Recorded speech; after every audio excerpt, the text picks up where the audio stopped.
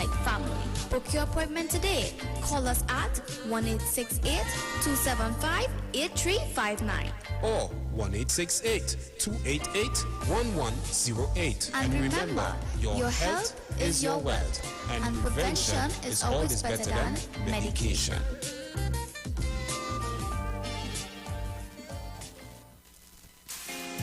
Ikaro, I am Alatumishe Ifabamishe Aganki, better known as MC Duke, and every Monday between the hours of 7 p.m. to 9 p.m. I host a show called Orisha, The Way of Life, right here on the Shit 919 FM, where I have guests passing through from the Orisha Ifa Baptist Diaspora to educate, edify, and inform you, the listening public, about Orisha Ifa practices. So remember to tune in every Monday between the hours of 7 p.m. to 9 p.m. for Orisha, The Way of Life.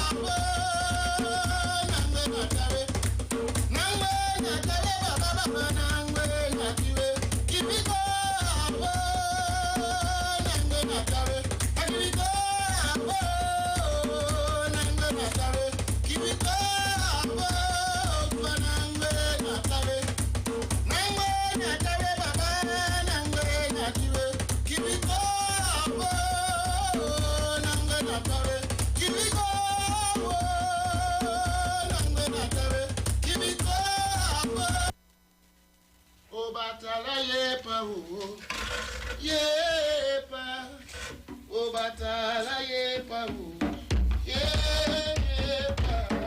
o batala yepa o yepa o batala yepa o yepa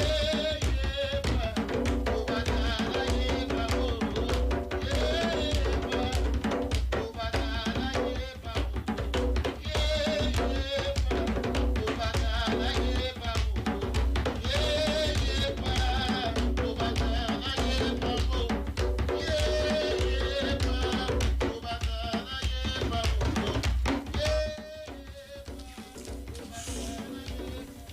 Aboro aboye aboshishe sorry, okay. to all the listeners of the Ifa Orisha Way of Life. We are here on another beautiful Monday on the Sheet 919 FM, where we educate and we edify the masses about the community and the truth and the right of Ifa and the Orishas.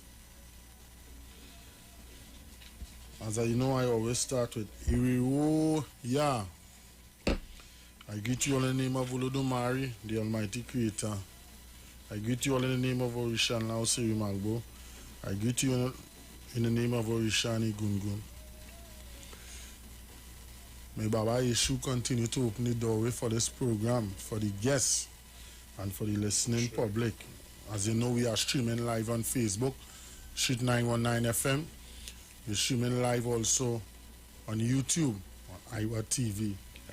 And tonight I have Chief Olodari, who is here, an elder who has been toiling years after years, and once I call upon him, he'll tell me, Alatumi shall get back on to you, but the next phone call I get is, I'm coming. So Baba, I say thank you for taking time off of whatever you have to do, your personal business to do. I also have Orisha Lashe from a Nubian Experience, who celebrated 8 years anniversary of his business in Nubian Experience last week. And my brother, my friend, my partner, my buddy, my brother, as I will always say, King Shaka. Peace and blessings, peace and blessings. King Love in Shaka, the house, love in the house, love in the house. So, before we start, I'll hand it over to Chief Oramfe, who will give us the guidance and the blessings moving forward, because you know the show has been extended to 10 o'clock, so we have plenty time to extempo, and we are also talking about the celebration of Onusenele Domare, who celebrated 50 years. You know, 50 years is a milestone, is a great achievement, especially in these times that we live in. And to be a part of this, it is a pleasure. And you know, we have the celebrations coming up at Woodford Square, so we want to elaborate on that. And Chief Oramfe, the mic is all yours as you will lead us with the Iba. We consecrate these waters and make them as pure and holy as the waters of Odo Happy, as pure and holy as the waters of Odo Adbara, as pure and holy as the waters of Odo Zambezi, as pure and holy as the waters of Odo Limpopo, as pure and holy as the waters of Odo Luanda, as pure and holy as the waters of Odo Congo, as pure and holy as the waters of Odo Orinoco, as pure and holy as the waters of Odo Shagwani, also known as Caroni, as pure and holy as the waters of Odo Miriana, as pure and holy as the waters of Odo Valencia, as pure and holy as the waters of Odo Celebia, as pure and holy as the waters of all the secret rivers in the Americas, north and south. Iba ile Dumare over Terrorica, yes. Iba Olujoni, Iba Tiojo, Iba Tiwonu, Iba Ilanru, Iba Iwonu, Iba Riba, Iba Gusu, Iba Soto Ileife, Iba Ile Altibulan, Ile Bugborisha Ile Sing, Iba Bugborisha Pata Pata. We salute all beneficent and benevolent beings, all those beings, male and female, without gender, those who rule in the divine cosmos and in the divine scheme of things. As we open today's engagement with our public and all those here and abroad. We ask the divine celestial intelligences to guide our every thought, our every word, our every deed, our every gesture. But before opening, we also salute all First Nation peoples of the land. The Egun Ile, the Egun Orisha Ilewa. But we want to salute Kabiesi Alailua, Oba Adeyeye, Enita Ogun Osi Ojaja Keji, Ono Orisha. But we also want to salute Alafi of Oyo, Oba Ikubaba Yeye, Oba Lamidi Adeyemi Meta. But we salute also, and I salute in particular, Osokna di Mula Ile Ife, Ola Dapo, Ola Firaye, and I salute Oba Luru Ile Ife, Oba Mulato, Abiodu, Osagaga Khan. But we salute the current Arab of Ife, Mukanran Wale Khan, and all other priests and priestesses of Yoruba and Al-Kibulani sacred science tradition. We salute Awon Uloye Ati Awon, chiefs of the Republic of Trinidad and Tobago, and all those all over the world. As we reach at this juncture, we salute Eshu, the divine celestial intelligence that will open the gates of effective communication. We command these gates open, and we command blessings upon all that we engage with this afternoon. Ashe, Adupe. Ashe. I pay respect to the elders of my space, the Yami Egbe Imo, located in Konopia, Ari, Falashe, Ushalashe, Gunlete, Egbe Pomoleri, Ya ga igun bemi be ya ye oba di ola ife yomi ishubaye ife yoma temeleri, and all elders and members of this space. Shaka, I give thanks and praise to all my elders, Ashe, the ones who have molded me and the ones who are in the communities that are continuing to mold and shape the Ori of those who come into contact with them. Ashe. I pray and ask that all doors of elevation, prosperity, and growth meets our Ori, and our Ori is able to accept it. Ashe. So we are streaming live on Facebook. We like you people streaming on Facebook and on YouTube to share the live. Share the live. Let the message reach out to the people. From going forward, I want to see this live at 100+ going forward, because we have time to do all sorts of things. This is our thing. This is our time. The time for hiding has finished. We are out in the open. This is the time for truth, as my brother Shaka does say. You're getting teachings, or seek your teachings from an adept, Baba Lorisha, and all the members of the Ifa Orisha community who speaks and who stands by the truth. Ifa is truth. Ifa is the way of life. So I'd just like to pay respect to the sponsors who has made this show a success month in, month out. I know sometimes they would not be able to make it, but all I say, keep doing it. Jib by jib does fully bucket. We are here 9 months and counting. Hashem. And we're proud to say that. I must pay respects to Erin Falami, who had started this project here. He's now in the ancestral realm, and now we are here to carry it on. And later down, when we have passed and gone, someone else can take it up and go forward. That is how we have to do it in the community. So I'll just pay respects to the sponsors who made it possible for us. And ready to welcome all children ages 2.5 to 5.5 years old to learn in a unique and exciting environment.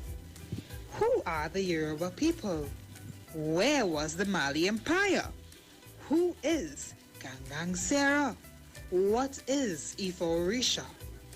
Your child will learn the answers to all of these questions and more. Our Ministry of Education approved curriculum includes storytelling, drumming, drama, music, dance, and other exciting teaching tools. We offer learning in a caring, safe space as we instill positive values. For more information and to register your child, like us on Facebook or call us at 366-7558.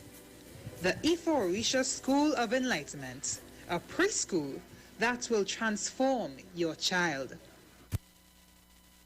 The Ifa Orisha Way of Life is kindly sponsored by Omo Inu, All Things Woman. Their contact number is 365-4332. You can find them on Facebook and also on Instagram. They are the Women's Haven distributor for Trinidad and Tobago. We also have the Lock Duck. You can find them on Facebook and also on Instagram. Their contact number is 352-5706. We are also sponsored by Bridal Bouquet TT. You can find them on Facebook and also on Instagram. Their contact number is 491-7539. You can find them on Facebook and also on Instagram. Thank you. Sponsors for the Orisha Way of Life. Nice Nuts Quinlan brand bottled coconut water for the freshest and the most purest coconut water. Their contact numbers are 716-6396. Kamara's Culture Store, the #1 important supplier of genuine products from Africa, located at Adams Bazaar, Main Road, Shoguanas, 672-8438, 320-8866. Gossip Gel Polish, 382-7587. Pedi by Risi, 398-4474. Temple Ojuba Orisha, Omelu, Egypt Village, Shoguanas. Banjela Music Productions. Nubian Experience, clothing that tells part of our rich African history. Number 6 Woodford Street, Arima. Contact number 688-1979. Oriomi, Nicole Huggins, Health and Wealth Lifestyle. Number 73 Eastern Main Road, Barataria. Onyx Trading, Wholesale and Retail Minimart. Number 1 Cemetery Street, Dago Martin. Zion Golden Age Senior Home, number 22, 2nd Street, Tunpuna Road, Arima. Contact number 350-3772. And Ile Egbe Yomoja Shrine. We'll talk about that. Yes, so we're back on the Sheet 919 FM. Ifa Orisha Way of Life. Asheo. My presence, I have Chief Oramfre, my co-host King Shaka, Benny, and Orisha Lashe from Nubian Experience. So, Baba, the mic is all yours. Okay, well, perhaps it might be well to say that at the current moment we are in the process of celebrating our Golden Jubilee, 50 years of formal, established, and unbroken engagement with our social, political, cultural, and other environments as an organization, and as an Orisha organization in particular. The organization, and perhaps sometimes to better appreciate the organization, would be to appreciate some of the people that constituted the original framework of the organization. So our organization was rebooted in this time in the year 1971. That would have meant that for people in the Republic of Trinidad and Tobago, we would have been experiencing over a period of months what became known as the Black Power Revolution / uprising. That involved several Alkibulanis, and whenever I use the word Alkibulanis, you know, as African people, I'll say that for now. As African people, we have evolved from being called Negroes, niggers, black. We rejected those things and then we accepted African. But even Africa and African itself is now considered misnomer. And in the period of the 1970s, we had a spiritual but also intellectual and academic leader, Professor Yusuf Ben Buchanan, who promoted to a large extent the use of the nomenclature Al-Kibulan. So today, in moving from Negro, nigger, black, I, an African, my own personal preference in all of these names is Al-Kibulan. And you know, in many instances, some people say, well, Al-Kibulan is not an indigenous name. It's just like some people say that Alafia is not an indigenous Yoruba word. And some people even think that the word Uluwa. Well, if you sing Ishe Uluwa, they say, are you singing for Jesus? No, we are not singing for Jesus. Uluwa is one of the ancient nomenclatures for who we call today Babaluaye. Sometimes we call them Ile Bibuna, and sometimes we call them Ile Tutu. So Uluwa is not a name for Jesus. If it's a name for Jesus, Jesus borrowed the name from Sapona. You understand what I'm saying? Yeah. So what happened over the years while we were engaging ourselves, because this is what the battle has been. The battle has been an engagement with self to redefine self in the current environment in which self finds itself. So we began struggling over the many years, and we were not the beginners of that struggle. The struggle began in the continent of Al-Kibulan. It was called resistance. People come to take us away from our homeland.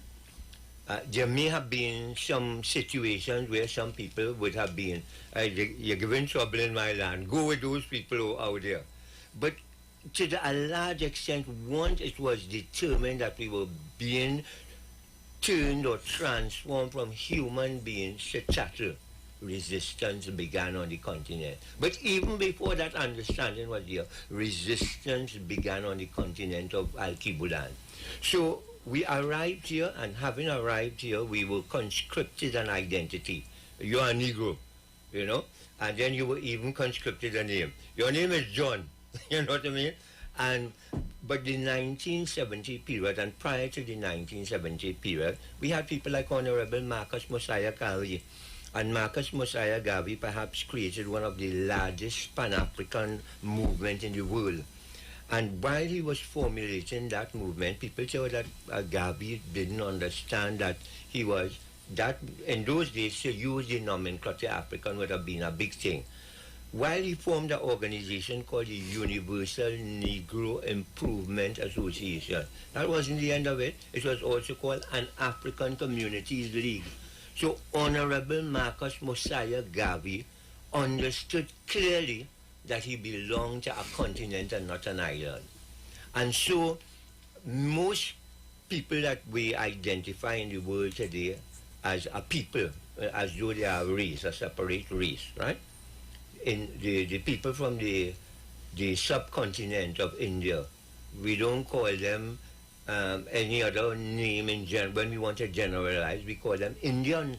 The people from China, we don't call them other name, we call them Chinese, named after the land from which they originated. So if it is that Al-Kibulan or Africa is our place of origin, then we are either African or Al-Kibulani. And in this international decade for people of Al-Kibulani's descent or people of African descent, we have an opportunity to define for ourselves from our own perspectives who we are. So I'll pause here. I don't know if any particular thing, because I'll wait and pauses, you know. You know, yeah, it's all yours. It's all yours. You continue, you know. Shaka see there. I know everybody know, you know, you have something to say, you know.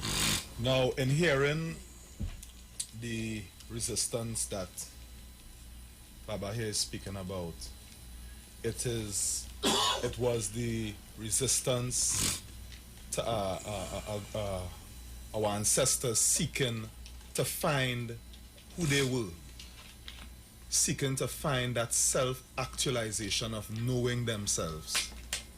And they were seeking to employ the tools and the methods to find themselves within that time. Because, as he had said, they had resisted the terms of being called black, nigger, negro, etc. And they were seeking to define themselves based on the land that they came from, which was Al-Kibulan, or as we would say, Africa. You know, so it's important to point out that they were seeking to find their identity, which was taken from them when they became deemed as chattels, which is movable property ownership, you know. So they were just seeking to find who they were in order to be free to practice what was their, in fact, what was and what is their traditional rights. Ashe. Sure. So take off from where Shaka has brought us. in a way. So the resistance that I spoke of earlier was even, as I said, before we arrived here. And even some of the things we define today are not yet happened, has not yet happened. But there's nothing wrong with that. You know, this is Trinidad National Anthem. It wasn't made for Trinidad and Tobago. Here, every creed and race find an equal place, right? But that has not yet happened, right? But I don't mean it bad to sing it. It's an ideal that we are aspiring to. So even the concept of Al-Kibulan, it has been long in making. There have been several people, though, who have shown from the scholastic point of view and perspective that Al-Kibulan as a continent has a common cultural thread. And the person I named a little earlier, Professor Joseph Ben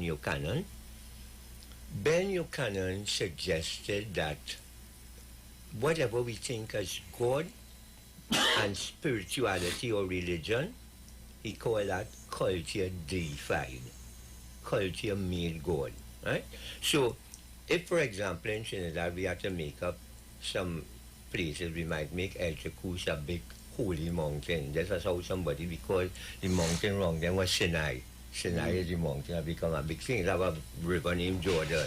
We might call it Udo Shagwani or river, Karani River, or whichever is the important river. Orinoco's is an important river here because, again, Trinidad and Tobago, not so unique, but we're unique in the sense that even the people we give credit to as the indigenous or First Nation peoples of Trinidad and Tobago. And I have called Trinidad and Tobago by several names over the years.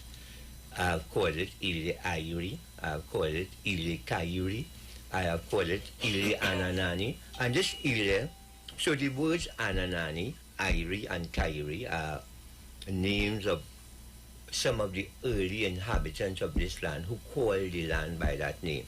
But you know, in Yoruba secret science, if you want to say Nigeria, you say Ile Nigeria. You want to say Trinidad, you say Ile Trinidad. So the word Ile denotes a geopolitical entity at some degree. So over the years, because I have had respect for the First Nation people, whatsoever name they call this place, since I am a visitor to this place, and in this instance, now all of us didn't come here enslaved.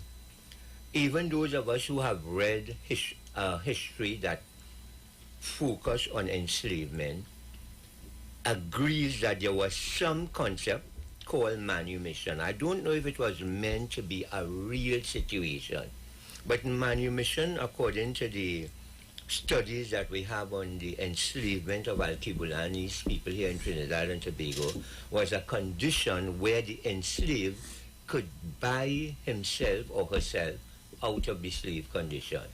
So, you know, it's like, in a sense, sometimes you get charged for a crime, right? And when you get the charge for the crime, they will tell you, well, you can pay a fine or you can spend 6 months in jail. So, in a sense, you could buy yourself out of the imprisonment, right? Because you pay the fine. Now, we were in prison, but we were more than in prison because, as we referred to a little earlier, we were made non-human. We were made property.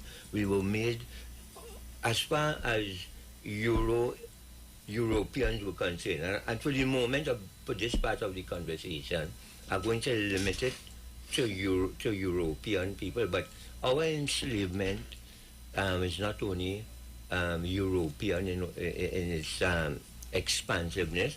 In other words, in a long time in our history, we had Asiatic people that invaded the continent of Al-Kibulan. Now, some of you, do you know the people called the Bomb and Punch? You know those people? Yes, I remember that. You remember, but you might know them too good. At one point in time, the 50th owner of Ife, right? Yeah, you know, it's a conversation, you know, it's not a lecture. In one point in time, we had the 50th owner of Ife was coming to Trinidad and Tobago. And, you know, sometimes trying to define our position is not an easy thing to do, especially using a European language. It's really insufficient to do that.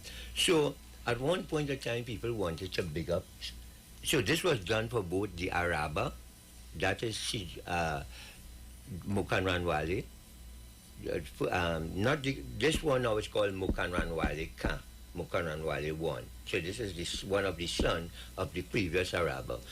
The Araba I'm speaking about, Araba Ahorini, right? But was also called Mukanranwale. He was in the time of Oba Sijuade Ukunade Ulubushe Kiji, who was the 50th Oni of Ile-Ife. That Oni came to Trinidad and Tobago. In that period of time, we had, after the 1970 Black Power uprising, and the 1970 Black Power uprising, in the eyes of chroniclers and historians, they have mostly emphasized one major group. That major group has been the National Joint Action Committee. But if we were to just look at the nomenclature of that organization, we would realize it's not a single organization. It is a National Joint Action Committee. So it didn't even gel into an organization, it was a committee. That organization comprised of several Alkebulanist people responding to the call to redefine ourselves. And that redefinition of ourselves came in many, many ways, We had a fellow by, Duke is your name? We had a fellow by the name of Duke as a Calypsonian, right? And Kelvin Pope. Yeah, Kelvin Pope, right? And I consider him a very excellent Calypsonian. I don't know why they do highlight him as much as some of the other Calypsonians, right? But even at one time, he was singing in Calypso, Black is Beautiful. Yeah. That was an attempt to redefine ourselves. So the redefinition of ourselves has taken place over a period of time, and this made itself manifest in several social organizations. So some of the organizations became very formal. So there were NJAC, there were some organizations, rather than take a Black Power line in terms of defining themselves from a race perspective, took a anti-capitalist line and took a pro-socialist or communist line, and there were several organizations that were formed in that line. But in 1970, yeah. You can give you a name of one or two of them organizations. I will try to recall some as I go, right? Because there was a very active group. So one group that became, this was later past 1970, but I think there was a group that had a strong impact in the Republic of Trinidad and Tobago. But there was a group in Tinapuna. I could remember one of the brothers well. His name, and I don't know if he is alive currently or if he has left the earth, but his name is Bonnie Verrett, because several people, even Ekbe Onisiele Dumare, how it came to what it is, many people wouldn't even recognize that people who were just considered pure Black Power were people who would have helped to form our constitution.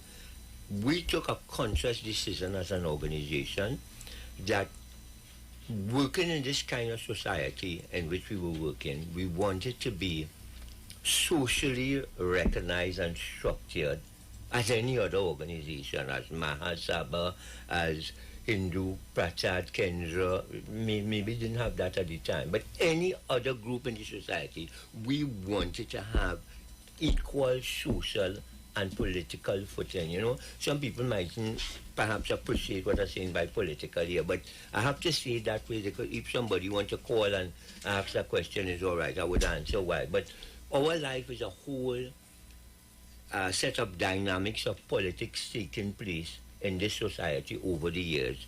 And so from the time we arrived on this land, there was politics that was taking place.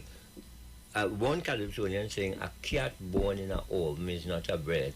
So we were born in a place and we arrived here, and then when we arrived here, our identity changed. We were no longer Al-Kibulani, or now, you know, there are some words that people look down upon over the years, especially in the English tradition. I don't really, to me, words, while other people have their definition of words, we also have definition. So during the struggle between the 1960s to the current moment, the way we address some of these misplaced definition of ourselves would have come up in celebratory types of issue.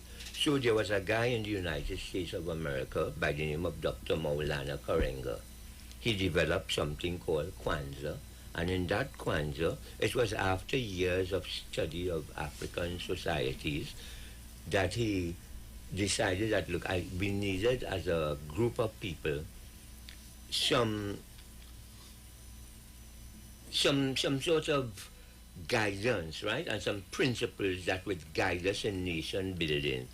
He had something called Kwaida, and out of the Kwaida, he had something called Kwanzaa, which was trying, at that time, they defined Christmas, which was a major celebration for Christians all over the world. Even they have ceasefire when you're on war zone. At Christmas, they come, don't shoot nobody. You know what I mean? That is so true, eh? That is so true. Yeah, so under this Kwaida concept, they had Kwanzaa. And he outlined 7 principles, right? So we could find more than 7 principles, we could find less than 7. But one of the 7, the first one he outlined, he called it, now I just remember the Yoruba name more than because now my organization took his struggle, he used Swahili to name his, so he named that Imani. No, that's not Imani, Imani is faith. But we call it Ishokan, unity, right? So he had unity as one of his first philosophy, followed by Umoja. Then he had Kuji Chagulia, which we call Iba Ara Eni Pinu in Yoruba. Because we didn't let Maulana just define in the United States, because to a large extent, even black power in Trinidad, in my opinion, part of the weaknesses of the black power uprising in Trinidad and Tobago was, while we sought to identify with the universal and global response to oppression, as how Black Lives Matters make people all over the world respond. Most of the time when we talk about black power in those days, you would talk about Sojourner Truth, you would talk about somebody in America who may have resisted American capitalism and imperialism, but we would have hardly at that point of time named some of our local resistors to oppression in the Republic of Trinidad and Tobago. But later in the progress of the life of the National Joint Action Committee, they began to make heroes of some people, and among those heroes we made, even though the person was not a native born of Trinidad and Tobago, but Trinidad and Tobago is like that. A lot of people who came into prominence would not have been necessarily been born in Trinidad and Tobago, but would have been born in the Caribbean. They migrated to Trinidad and Tobago because we had mineral wealth, oil. The oil made people come, and as a direct consequence of that, we had oil field workers, trade union, the strike down in South Trinidad, and Tubal Uriah Buzz Butler became a national hero. Of course, it's not the whole population. Some people say, Tubal Uriah Buzz Butler, there's no real hero in Trinidad. They prefer Dr. Eric Williams, right? So what would have happened is that those of us who were most oppressed, we would have identified with those who were struggling, not that others have not made a significant contribution in other areas of life, but the people who are most and remain the most oppressed in our society. It's not the intelligentsia, it's not the intellectual, it's not even the priesthood or the clergy. Most of them live fairly all right. They drive nice cars. And nothing wrong with nice cars and big houses. We deserve those things, right? But the ordinary person who keeps the economy alive by their minute contributions like ants in a nest, by the thousands keeping the whole thing alive, we suffer. And for me, this journey for what some people think is spirituality, I have never had to define what my aim is. My aim is total and unconditional liberation. Don't tell me I could get a job, I could have a job, you qualify, but you must cut your hair. No, I don't want that condition. It's either qualified or I'm not qualified. And we have arrived at a position in this society where everybody wants to play it safe. So, one of the safest things that everybody plays, I know some people who have gone from 1970 to now, the present moment. And if I have to make a document to hand over $6 trillion to them, I wouldn't be able to make it in the name of Allah to me say nothing. I'll have to make it in the name of John Brown. Sure. You cannot declare to me that you know that names have power and impact upon your destiny, and for over 50 years of your life haven't been awakened in that consciousness, you're still carrying a tag. So part of my definition is that, yes, we have to receive our spirituality, but even in the Christianity, I'm not a good student of Bible, but it had a fellow, he was a tax collector, and some people say he was a persecutor. His name was Saul, right? But whenever he was called, in Orissa, you can't come, people in Speed could just come into, you have to be called, right? And in Trinidad, when you call, you had to forward too. In the old days, you couldn't be just called. No, I was one of the persons who played part in that revolution. I say, when people say, boy, you have to fall long, and when you fall in them, you have to roll in dirt and things, it's a lot of people like African spirituality, but you see that rolling up in dirt and throwing oil and water, and then when you're done, you say, hey, that guy, I know in the African spirit, I want to dress up like an Egyptian deity and go dress up nice, and no modern thing must fall in me, right? So, in other words, to lose mundane consciousness of your own being and surrender that consciousness to a consciousness beyond that could act for and on behalf of yourself and the people. Many of us are still afraid of that. So, in order to be able to bring that thing, so returning to Saul now, when Saul was called, I know if he fall off a horse, he get blind, whatever, right? But whatever the system he was in, they say, pardon, we can call you Saul again, And of this day, your name is Paul. But if you take Shahadat in Islam, I just join other things here. I know people who get into the Hindu thing in Trinidad and Tobago, and they name Krishnamurti. Al-Kibulani is origin people, and they have nice name. And then some of them just only going to learn some martial art, and they name themselves some kind of Yakamuti or some kind of thing like that. You know what I mean? So I am saying that for me, and I'm not doing it like it's a dogma, people, but I'm saying that name is important in all traditions. We call that thing shoe today because we agree it's shoe, right? But if we now agree that it's shoe, if I start to call it chair, then you would think I'm a madman. You know what I mean?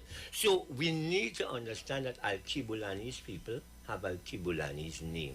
But even the thing we call Al-Kibulan and Al-Kibulanis, because I could speak outside of the spiritual perspective. I was at this 7th World Pan-African Congress in Uganda. This is now pure politics, if you want to hear, So I have fought this battle not only in one arena. And when our people think spirituality, how they just tell you think spirituality, God have mercy on me, I am a sinful, In other words, we still see spirituality as something to beg at the foot of some higher being or some God for something.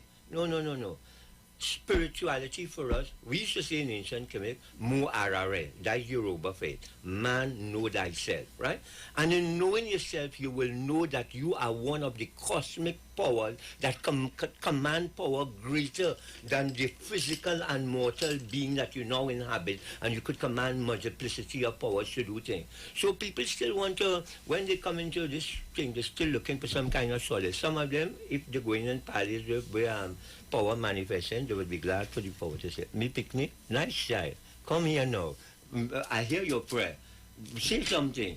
No, we must be able to command. We must be able to have gentle and noble character that would allow us to command. I will pause for a while. You are fella. Yeah. Yeah, Shaka.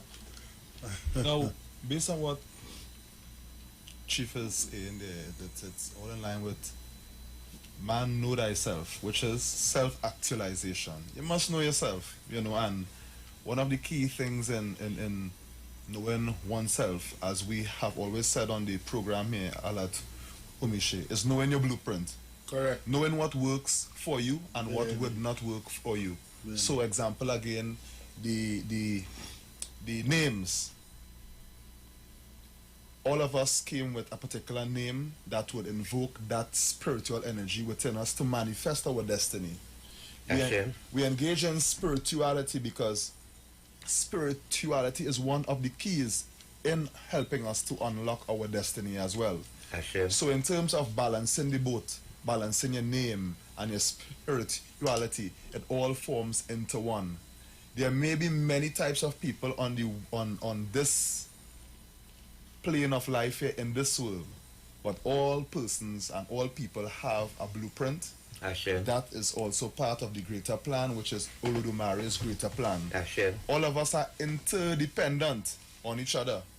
We depend on each other for certain things. No man is an island. And as Ifa says, Ifa is not about individualism. Ifa is about community. So it's about building the community that would also help that person to expand their consciousness. Because as we say, when eyes are two, we see events unfold.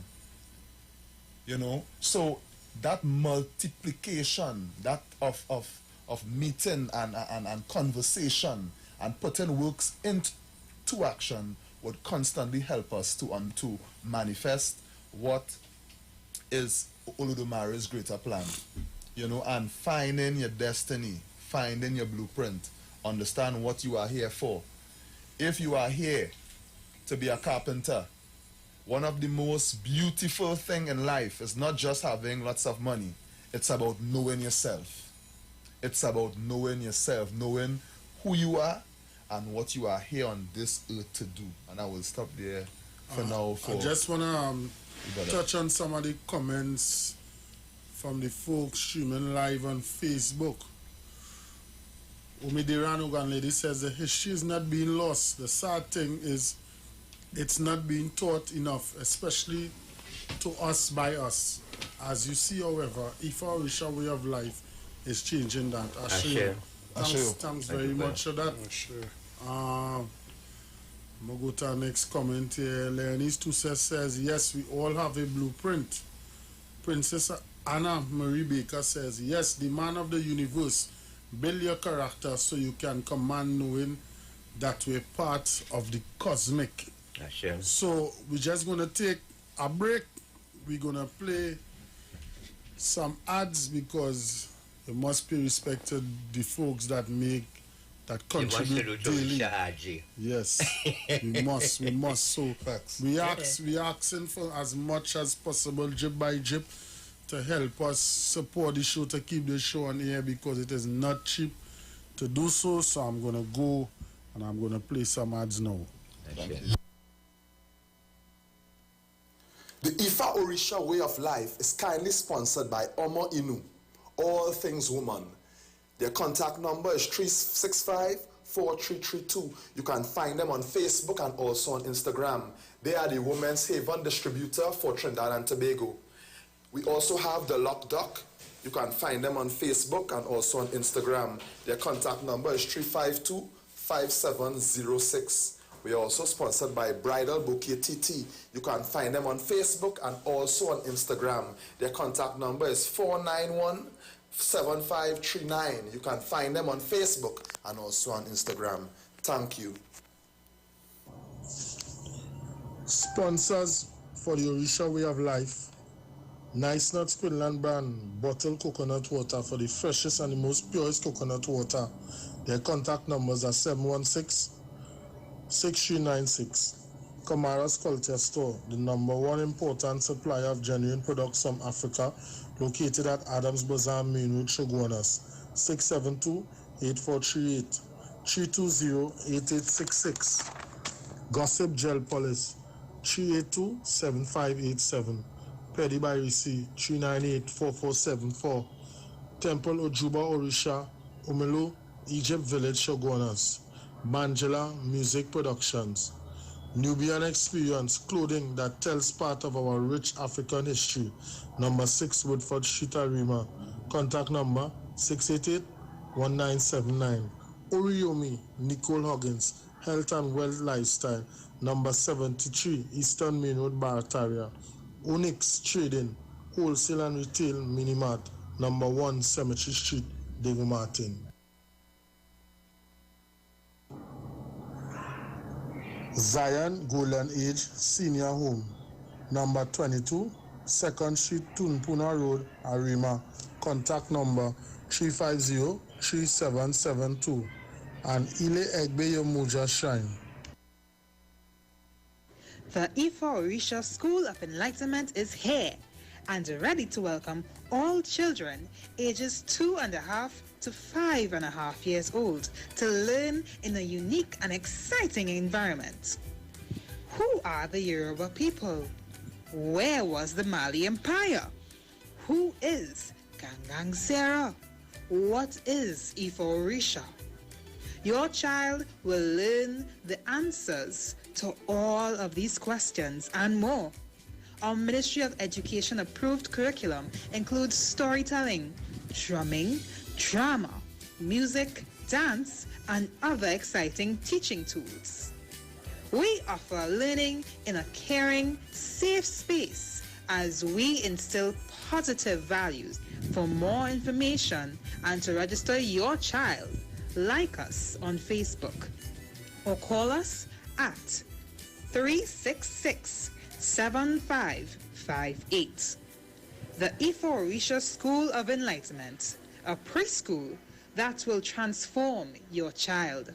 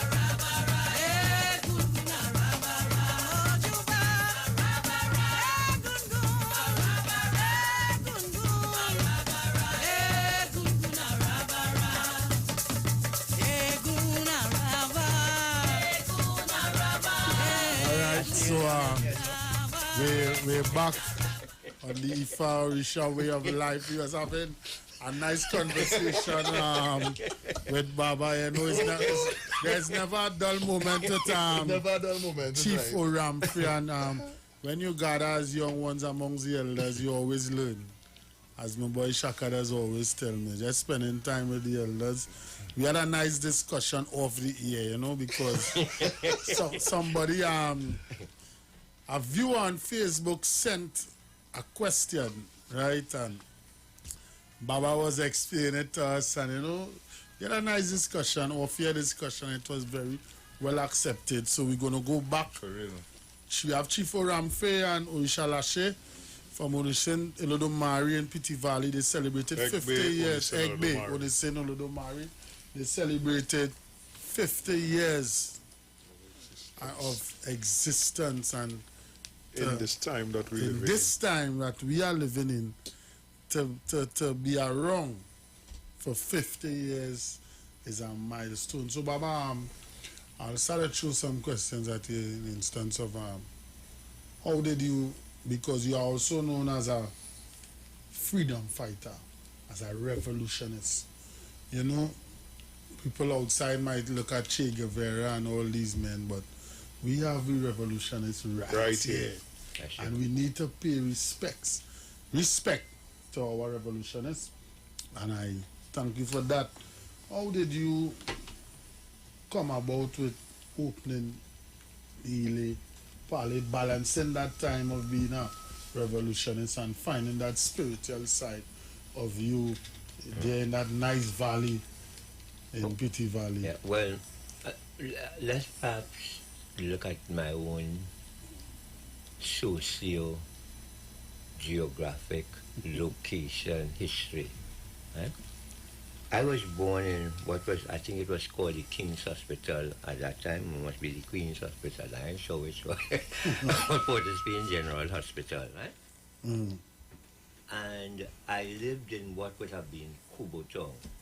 So I just trying to put some things together, because, you know, in the cosmos, birds important, right? I think you're calling our organization, you say that's one of the sponsors here. Birds is an important thing. But that particular bird is called Igu, Kubona, Igu, I-G-U-N, right? And I know most people really don't know what Igu really look like. We know a small little Kuboli wing spread could hardly fit this room, right? But some people have never seen what Igu looks like on the continent of Africa with 30-foot wing spread. You know, it's not what you see in here, you know. You know what I mean? So people used to wonder why people worship rivers and things, because we are no river in Trinidad, so it is no impact away for we to know that a river is something you should bow down to and see it, right? So I was born in Port of Spain Hospital, moved to number 3 Charles Street, which was either in Kubotong or on the borders of Kubotong. And from there I moved to number 3 Trotman Street in Laventille. So I basically grew up in a community that was mostly Alkibolanis in its population and in its view of life. Now, Trotman Street in particular is a kind of interesting place, because it's basic for sending letters, postal services. When you start to write your address, I start to write number 3 Trotman Street, Success Village, Laventille. So I was in Success Village, Laventille. Right? And therefore, all the powers that converge in that space and that time, I was open to that. But I grew up in a very interesting place. In the back of my yard was a tamarind tree, right? And to the side of that tamarind tree was something called a wrestling pit. The vast majority of Trinbagonians, my age and older, very many don't know what a real wrestling pit is. In other words, a wrestling pit is a place where Ifa devotee will get some nice vibes later, you know, because Ifa is a lot about wrestling, you know. you had to know judo to be your Pele, you know. Or Pele had to be able to fall good when they flip it. You know what I mean? You had to fall safely and bring a message. You know?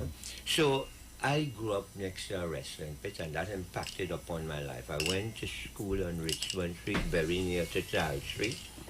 And by the time so whatever happened in my life there, some people considered me a kind of bad fella. So that badness in the life make me advance a little before time. So these have an exam that they now would call SCA, but in those days it was called 11 plus. At 10 years old, I write that exam. And the reason why they let me write it at 10 years old is because they was trying to get rid of me from the school now, right? And I passed, and I went to, now, because my mother was in the PTA, she might have had privileged information, I don't know, but some people believe I passed for maybe one of the schools that would be better. But I was glad for the school they sent me. They sent me to Diego Martin Secondary. Right? It was not a unisex school, right? So, you know, I've had a free amount of exposure to women and men, and the school taught agriculture. So even when I formed my organization, when I came into the leadership, agriculture was a big thing. So in 1970, Black Power uprising impacted upon my forming, and all I using the word my, I didn't form Egbe Onisiele Dumare, so I just say it. So we had a group called Egbe Ilo Siwaju Ileyai Kibulan. Most people know it in Trinidad history as the African Advancement Association. The African Advancement Association, for lack of a better way of defining it, was a confederation of groups. It was several units of Pan-African pockets that came together, and I had belonged to one of those pockets. And that pocket was called Ujama Village in the northwest of Trinidad and Tobago. And I know this is a kind of different way of talking, because people doesn't like when Trinidad don't pay too much direction from where you come from, east, west, north, or south. You know, there's more pay at the center, whether you come from Lavenzie or San Fernando, you know, but east, west, north, and south. So true, important, you know. That is why when we making salutations in Iba, we say Ilauru Majuba, we salute the east. It must have a reason why we salute in the east. We not just saluting the east, just so. And a lot of things in many countries, revolution, power, wealth, it is happening in the south, you know. So this is why sometimes some south people just feel that, oh, well, we have it. But it's something that in the south it is happening. So in Africa, right? A lot of the mineral wealth in the continent of Africa is in South Africa. But you don't have to go quite Africa. The mineral wealth of Trinidad and Tobago, the pit snake locked up in North Trinidad. The majority of oil not in North Trinidad is in the south. You go into plenty other parts of the world and you're going to see that. So even the Americas, right? You know, because when people say America now, this is mean part of the America. They just talk about North America. So South America, they leave out. But the wealth of the Americas is in the south. You understand what I'm saying? So these things kind of important. So anyhow, several pockets came together and we formed this conglomeration called African Advancement Association. And the people in the north area, right, after much discussion among ourselves, we thought that the approach we were taking as a Pan-African or Kibulan/Gaviai group was insufficient. We were aiming at taking our names, building schools, building economic stability for ourselves, but at the end of the day, we were leaving out spirituality. And a few of us within that group thought that we would not be whole Al-Kibulanis if we left out that spiritual self. But at that same time, the National Joint Action Committee was in its own way engaged in the spirituality. Yeah, engaged in the spirituality. And in engaging the spirituality, one of the things that we began to, both NJAC and AAA, right? We used to call it AAA for short. Both NJAC and AAA found that we had to engage rites of passage. So we were defining ourselves as people. We ain't going to christen ourselves again. So we start naming ceremony. The people in NJAC designated themselves through their own autonomy, and we have the right to do that. People have the right to choose who they want. I mean, sometimes we're not following nobody rule, but this is revolution. It's like making the steel pan in them. There's no one way or real way to make it. It's a way we make it. We open our way, they go fix it up after, right? So my role personally, all the things that some people have to consider, and they have the luxury to consider that. Now, I didn't have that in my time.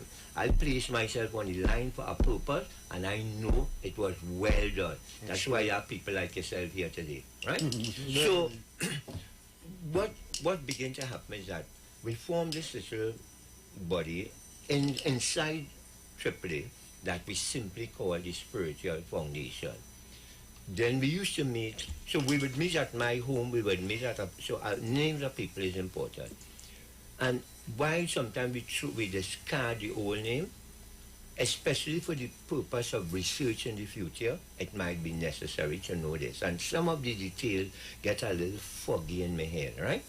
But there was a guy who, in the days when, so we would have made one of the first calls for a national holiday for African people.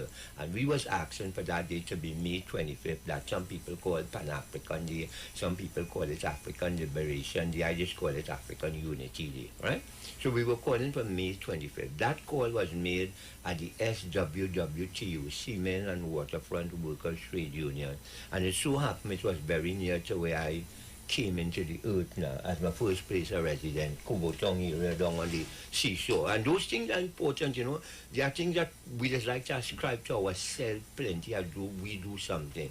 But your environment in which is could make certain things that you do even though you could accomplish, be accomplished. And that is why a lot of change in Trinidad and Tobago coming off from the waterfront, the fringe lands now. You know, all of that is Olukun's domain, the place that is Osa. You know, that swampland area is an important area. And because the first set of economic wealth in the world, when it was a world power in those days, you had to be, you know the word they used to use, a maritime power. You had to own boats, you had to have gunship, but you have to control coast. And that's still important today. So we formed this group, and we were meeting. So one of the names of the persons is he was known first as Akoleja Oba, but he became known as Akoleja Ulufemi. But his name before that was Robert Charles. He was a tally clerk on the port in Trinidad and Tobago. He was part of a group by a fellow by the name of Brooms, Michael Brooms, right? Michael Brooms became to be known as Baba Imo. And what they did is they transformed in their own way one of the organizations of Honorable Marcus Mosiah Garvey. As we said a little earlier, Garvey had formed an organization called the UNIA. Akbar Brooms now, and sometimes they will hear me say Baba Imo, right? But we need to say some of these names like Brooms so that when you search and research documents, you will be able to find the name like that. And then, in the case of Aqualejo and some people where they legalize the names, it's easy to find the name as that. But Robbie Child used to coach a football club in Belmont. And although I sometimes believe it's Shamrock, it mightn't be Shamrock. And I've had some conversations with elders, so you should coach a club and so on and things. So all of those things impacted on how he looked at life. When we formed this thing called the Spiritual Foundation, we had people like a brother by the name of Jawara Edu. I don't know what Jawara Edu name was, but he's from Movant area, but he was also a wharf worker. But some of them were, as I said, they were members of the UAIA, and they fell out with Baba Imo, and out of that they formed a compound called Zimbabwe Compound. So the way the AAA was made up, we had various centers or locations, and each location had a name. So where I was in the northwest, it was Ujama Village. Port of Spain and environs was Zimbabwe. Then we had in Nkrumah compound in South Trinidad, and we had some other compounds across the country, about 2 other compounds. that small group of people that met mostly in the north, but we would have gone down in the south during a period of time.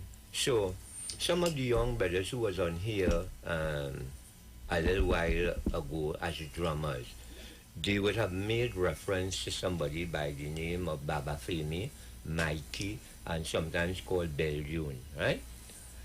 He would have been one of the persons who would have known me under my spiritual elder, which was a woman called Iwer. So Iwer is just a word that means Iwer is a congregation. So, you know, like their group is Iwer, the congregation for giving worship. C is to worship, for giving praise now, right? So, the Iwer, her name was Louisa Catherine Toussey. And one thing at her time when she was living, she knew that she was from a family lineage called the Ojo family. Right? So we formed this little group, and out of that group, and Jack doing their naming ceremony, we doing our naming ceremony. But under Iyaojo, the paradigm changed. You have to, if the Orisha haven't already, you know, in Trinidad they say, but even in Yoruba tradition, people born with Orisha, right? But you could also say Orisha be me. That means Orisha take me. I feel like you catch forward now in Trinidad. Right, Orisha could take it, could fall down. You go and find out the Dida, or who is that there and thing. And then they used to have, so they don't do these things in Trinidad too much again. They used to have a series of rituals for placing properly the Orisha on your head. Right? So we may not have painted paint and thing, but we had processes, and Egbe Onisiale Dumare adapted and remained with those processes to this day. So a person comes into the organization, the Orisha is sitting on your head, you are only pointed. You have to take 21 years to be a full initiate in my organization. You have to study, you have to learn.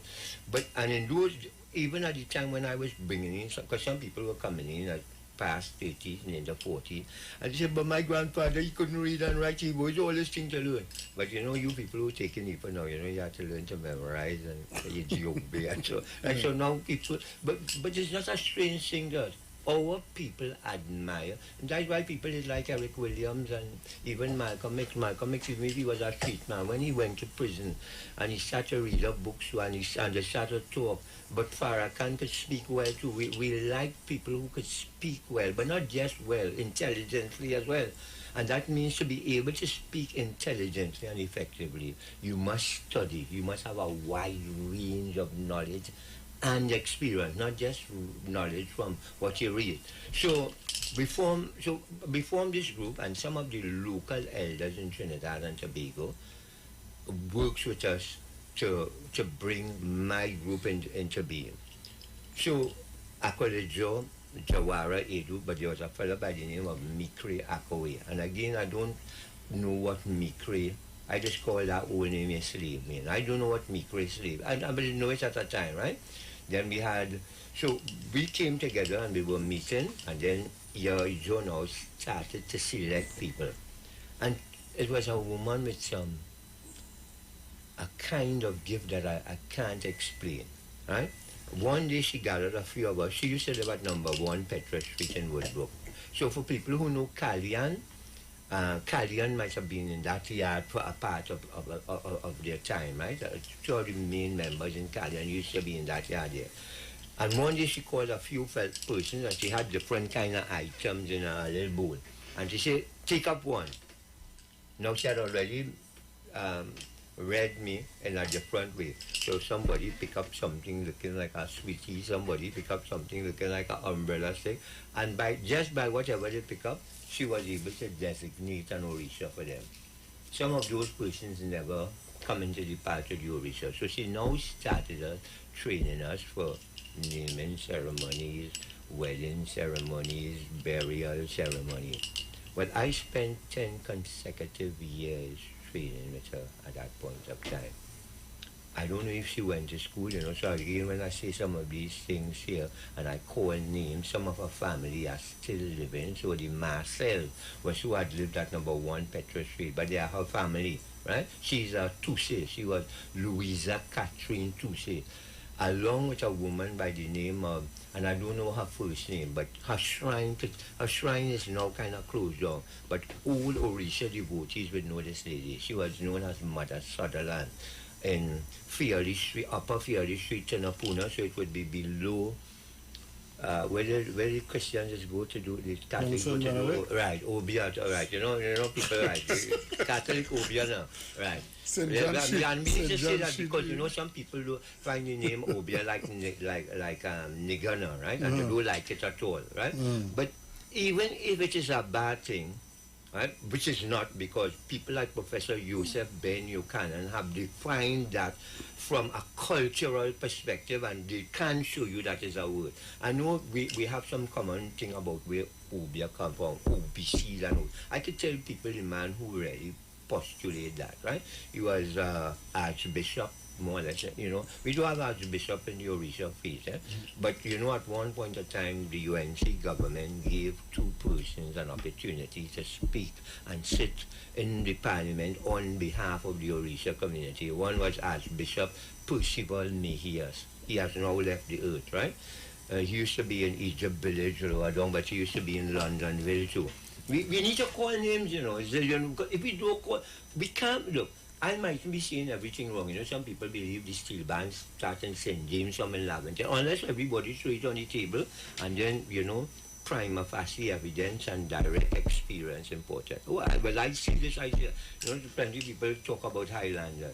Highlander was next door by me for a period of time. I said I live at number 3, Chotman Street. It's had an empty house there for a while. They used to be under the house. There more plenty pan fanatics and people who keep history up and don't know that that for a period of time Highlander was was there, right? So if we throw the facts out, I might be wrong. Somebody might have a little more fact than me, and they were thinking. So this small group of people coming out of a Pan-African group led to the formation of Egbe Onisi Aledumare. First of all, it was called the Spiritual Foundation. But we did not want to create conflict within the cultural political group that we had, and therefore we began to keep that as a separate unit, but we were still members.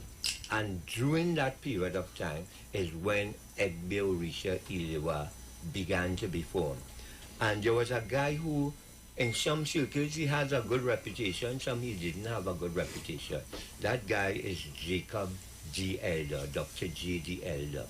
J.D. Elder had done a lot of research for the government of Trinidad and Tobago. So again, there used to be a place called the Government Broadcasting Unit. Not too far up the road here, there was a place called the NCC, not National Carnival Commission, Culture, right? And they used to have information there that they had went wrong to people asking them about different bush and different things. They were gathering information, native information from our people here. And then some of it either get lost or somebody buys in some next college also. So from that, Egbe Onisi Aledumare was formed. But now Mother Sutherland used to have I can't remember, a fellow by the name of Conliffe, who used to carry on her face, Conliffe, an ex-mother from Vistabella area, right? There were the people who, along with Mother Tusia and Agba Akolaja, came to my yard, and this is how we spotted anybody who comes now and know the major Ogun Ojubo in my yard. This is how it was spotted. When the elders came together, they clasped hands, and in clasping hands, something started to move them, and we were all moving. And when they arrived to where my spot was, they said, there's where it's supposed to be, right? So one of the persons, I don't know if there was under manifestation or that, you know, in between there, but they look up on the tambourine tree, because near to my main Ujubo have a tambourine tree. Wherever I have only lived 2 places in my entire life in Trinidad and Tobago, Trotman Street and where I am. One, the tambourine tree was at the back of my yard, but in this location now, the tambourine tree is in the front of my yard, right? So maybe tambourine trees mean something to me. You understand? All right. So, but when the woman looked up the tambourine tree, she saw something and she boiled out. I know what she saw, and she thought it wasn't the right thing. It was the right thing, because my family lineage leads into that. So today I have a good relationship with the Dangwickham community today through the former Hubanu, Sedley, Cadet, Antoine, but yesterday we were able to perform some traditional rites for one of the families. So when the person looked up, they saw that thing, and my yard became established as part of what, in those days, we moved from we used to call ourselves the Ogun and Shango Yoruba Spiritual Mission. And then from that, by the time Dr. J.D. Elder, we used to go around communities making lectures and so on. And Dr. J.D. Elder and Dr. Ialorisha Maria, he would have attended some of these things, and some other people from Nigeria, who some of them would have come to learn steel pan. They were in the army in Nigeria. They came down here, some cultural exchange. But then they came here, and then sometimes when you ask them what is your name, they would give you as their first name. I just call it a make-up name, Jonathan Olafemi. I said, I don't want to hear no Jonathan. What's the name they call your own? You know what I mean? So the find that was a kind of rude way of us asking them. But then, of course, we were pointing. Some of them, that was actually the name because their parents became Christianized or Islamized, and they took that as the first name. But some were able to get enough courage to start using their names again, and they stopped using the name because them fellas in the Caribbean were them black power people, and them they taking the name for real, and they took the name, and that's how we formed our thing here. Thanks. Let me just touch on some of the comments here on Facebook.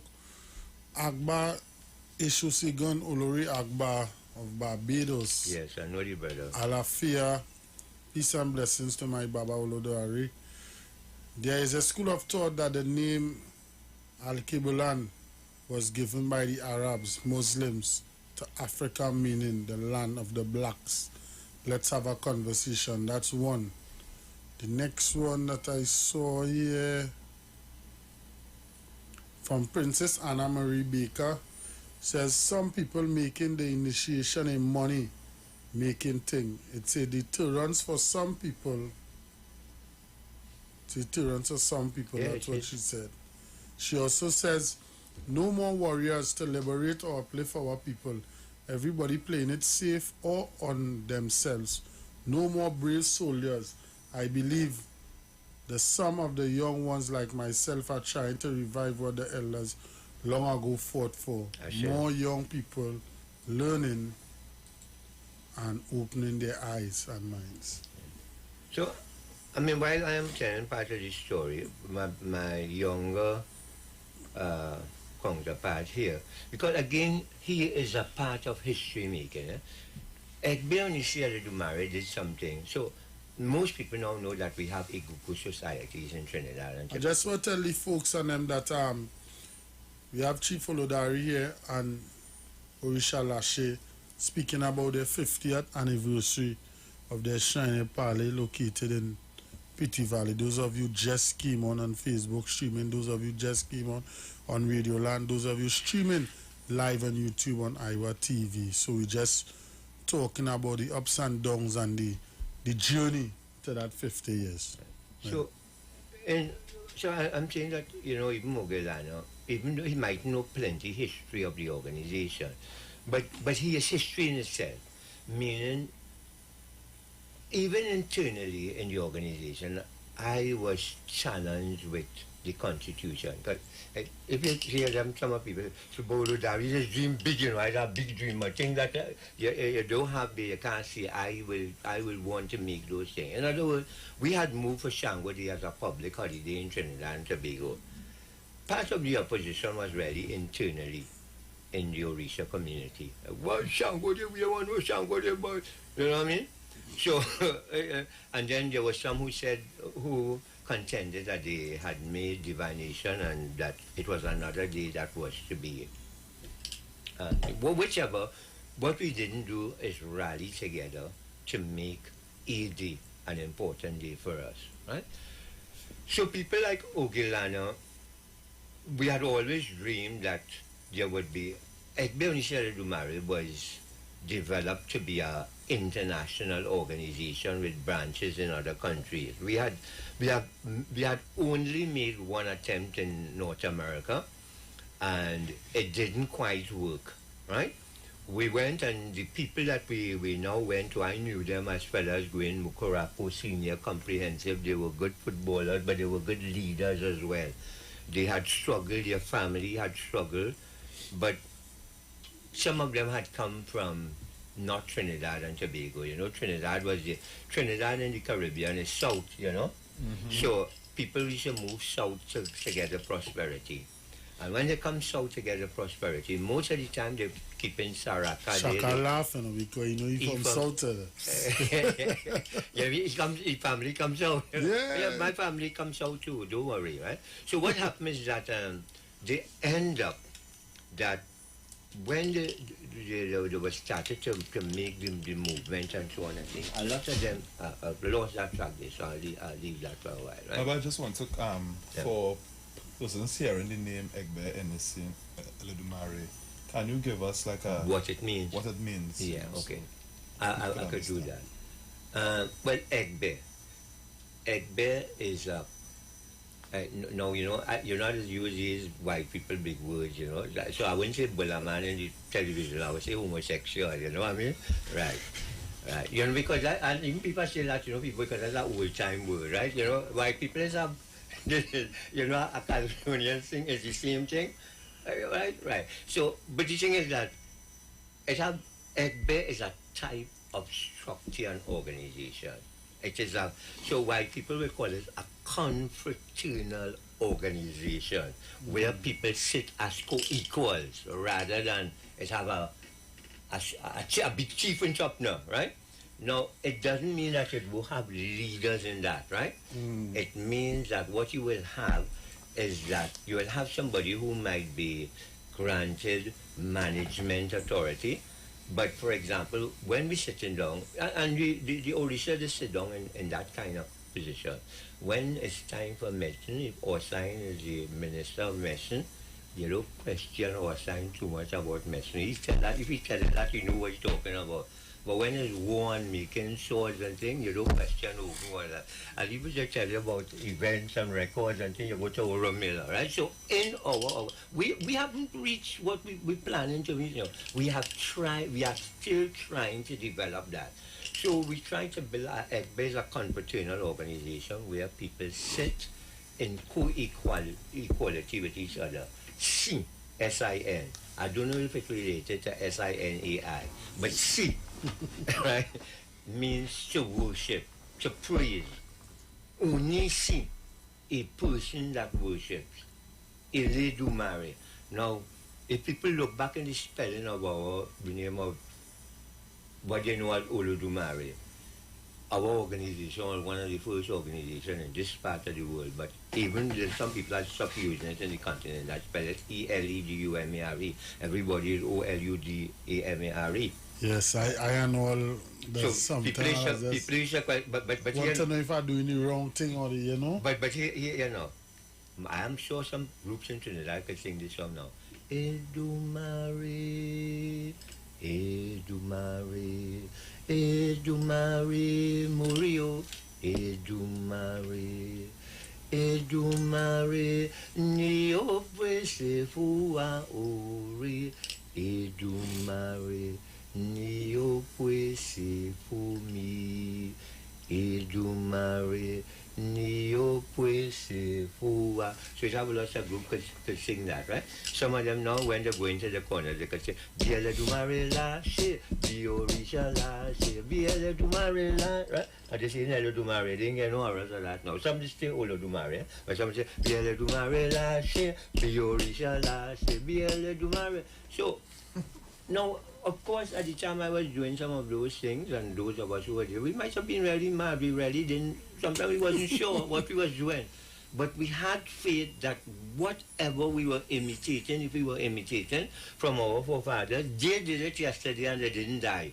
If I do it the way you do it yesterday, and you didn't die, I wouldn't die today. I am prepared to take the chance. And even in terms of the origin of that name, who at the time, aside where I'm from, who were the people, to guide, But our major guide was Iwer Louisa Catherine Tuesday. And now let me show you something. Now, a guy, I do know that guy name. I know the person, I met the person in real.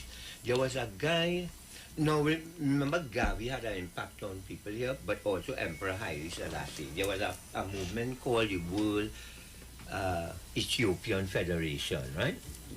The Ethiopian Orthodox Church was formed in Trinidad and Tobago in Aruca, where the Ethiopian Orthodox have the church in Beecham now. That's not the place it's supposed to be. It's higher up with Serval, and the Catholic Church have the place. Emperor Haile Selassie made some kind of, I don't know how they got the land, but they got some land for the Ethiopian Orthodox. And where the church is in Aruca. So even some members of the Ethiopian Orthodox Church mightn't like what I am saying here. But they had to kill, they had to make animal sacrifice. They kill a bull while they was doing that there. But so this woman called Mother Sutherland, and here is Jo Louisa Catherine Tuesday.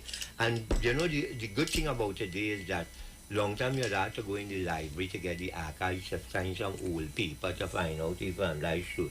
But people like Arthur Monsigi, who was on Lower Parsley Street, people like Mother Sutherland, people like Iya Ojo. I don't need Badger, Agba Samples was in that. But when there was a manifestation that had taken place on Mother Sutherland, and I wasn't there, so I'm telling you now what my elder, Iya Ojo Louisa Catherine, said to me. She had a manifestation, and in that manifestation, well, she is mostly to manifest Ogun. And the manifestation said that the king of Africa coming to Trinidad and Tobago.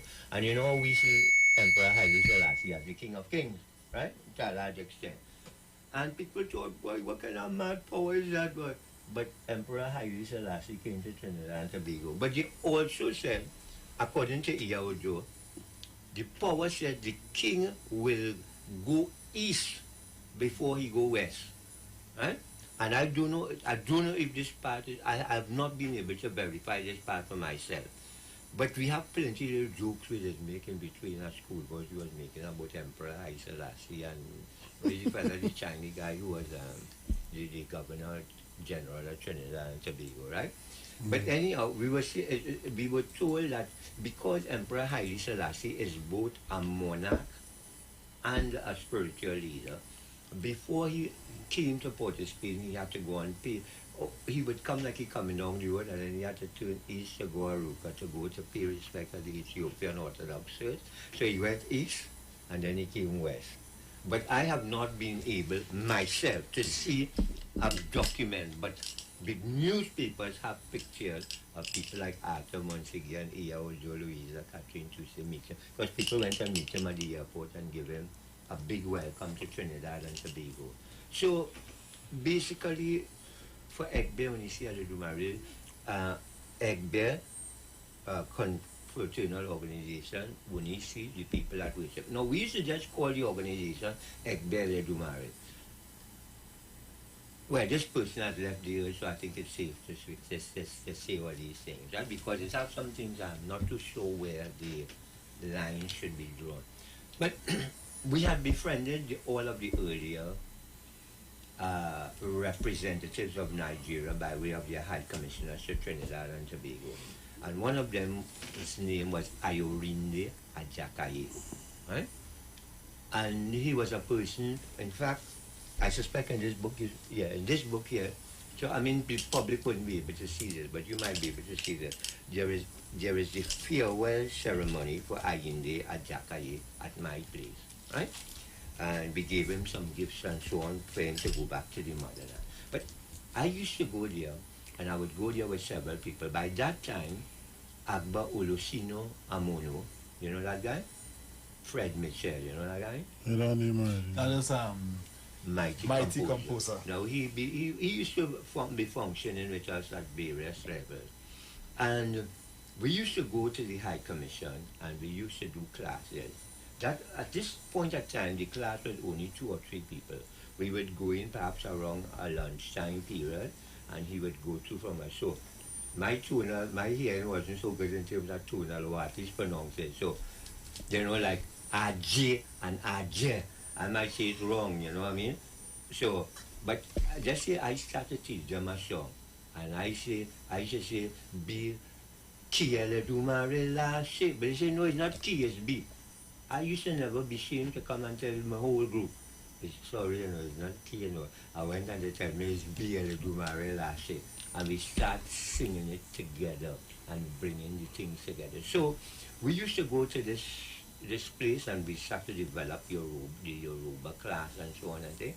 And then we were able to convince Ayorinde Ajakaye to get the permission. And I'm not even too sure if he had got the permission from his government, but he started using the High Commission, the reception place, as a place where we used to teach Yoruba. Now, as I followed this dream, plenty thing in my head, and I could write something, and I write up plenty different things, right? And when I write up that, there was this woman by the name of Dolores Unishoru Alexander. And most people used to stop there, but over the past few years, I put Popplewell because she was a Popplewell. So it should be Popplewell Alexander, right? And she was a member of Broom's group, the UAIA, and that group had formed a group called Kilimanjaro. They were, let's call it in Port of Spain. I wouldn't really quite call that east, but if you want to call it was east of where I is now, west, right? And she eventually came to Pichi Valley, and we formed a very tight unit together. And she got initiated in Egbe and initiated to marry perhaps in the early 70s, right? So, people, again, people wonder all kind of things, Where will Udari get power to do? Oludari didn't get power to do nothing. Oludari was brave enough, let's call it that way, to make the step. We have to appreciate that in this world, it has spirit that is above man. So, as a martial artist, after 2 days, now I should do Asakinion, Latishia Teleopaya, and Ukunija, right? And as a martial artist, in plenty systems, just like how today, some people have something, they have a set, they have a period of time through which you could come a black belt. But the fellow who formed a Shinru, he just went to sleep and he got a dream and he formed a whole system, the Shinru. Right? I want to tell you something. I want to show you some things now. So I went to sleep at night. I joined Asakinu night, a white bed. Right? But by that time I was a yellow bed. I was a yellow bed. I used to sleep outside in my yard, and I put a staff on one side. I have a fire in my yard. I put the fire, and I put a cutlass on the next side. And about 1 o'clock in the morning, I up, and I'm moving. Nobody didn't show me what to do, and I do anything. So I do that for a few nights, and then we had a thing called special training, right? And when I went, I'm instructed, she had to move doing that. Right? In about 2 trainings, I was in a public demonstration with weapons. It's Asakinian. And I tell you where it takes place. So, when you're going up by Muka, you see right wrong, by better or wrong about it. It used to have a fellow used to sell provision and all them kind of things. Anybody Mitola? Any of you know Mitola? You all know Master King?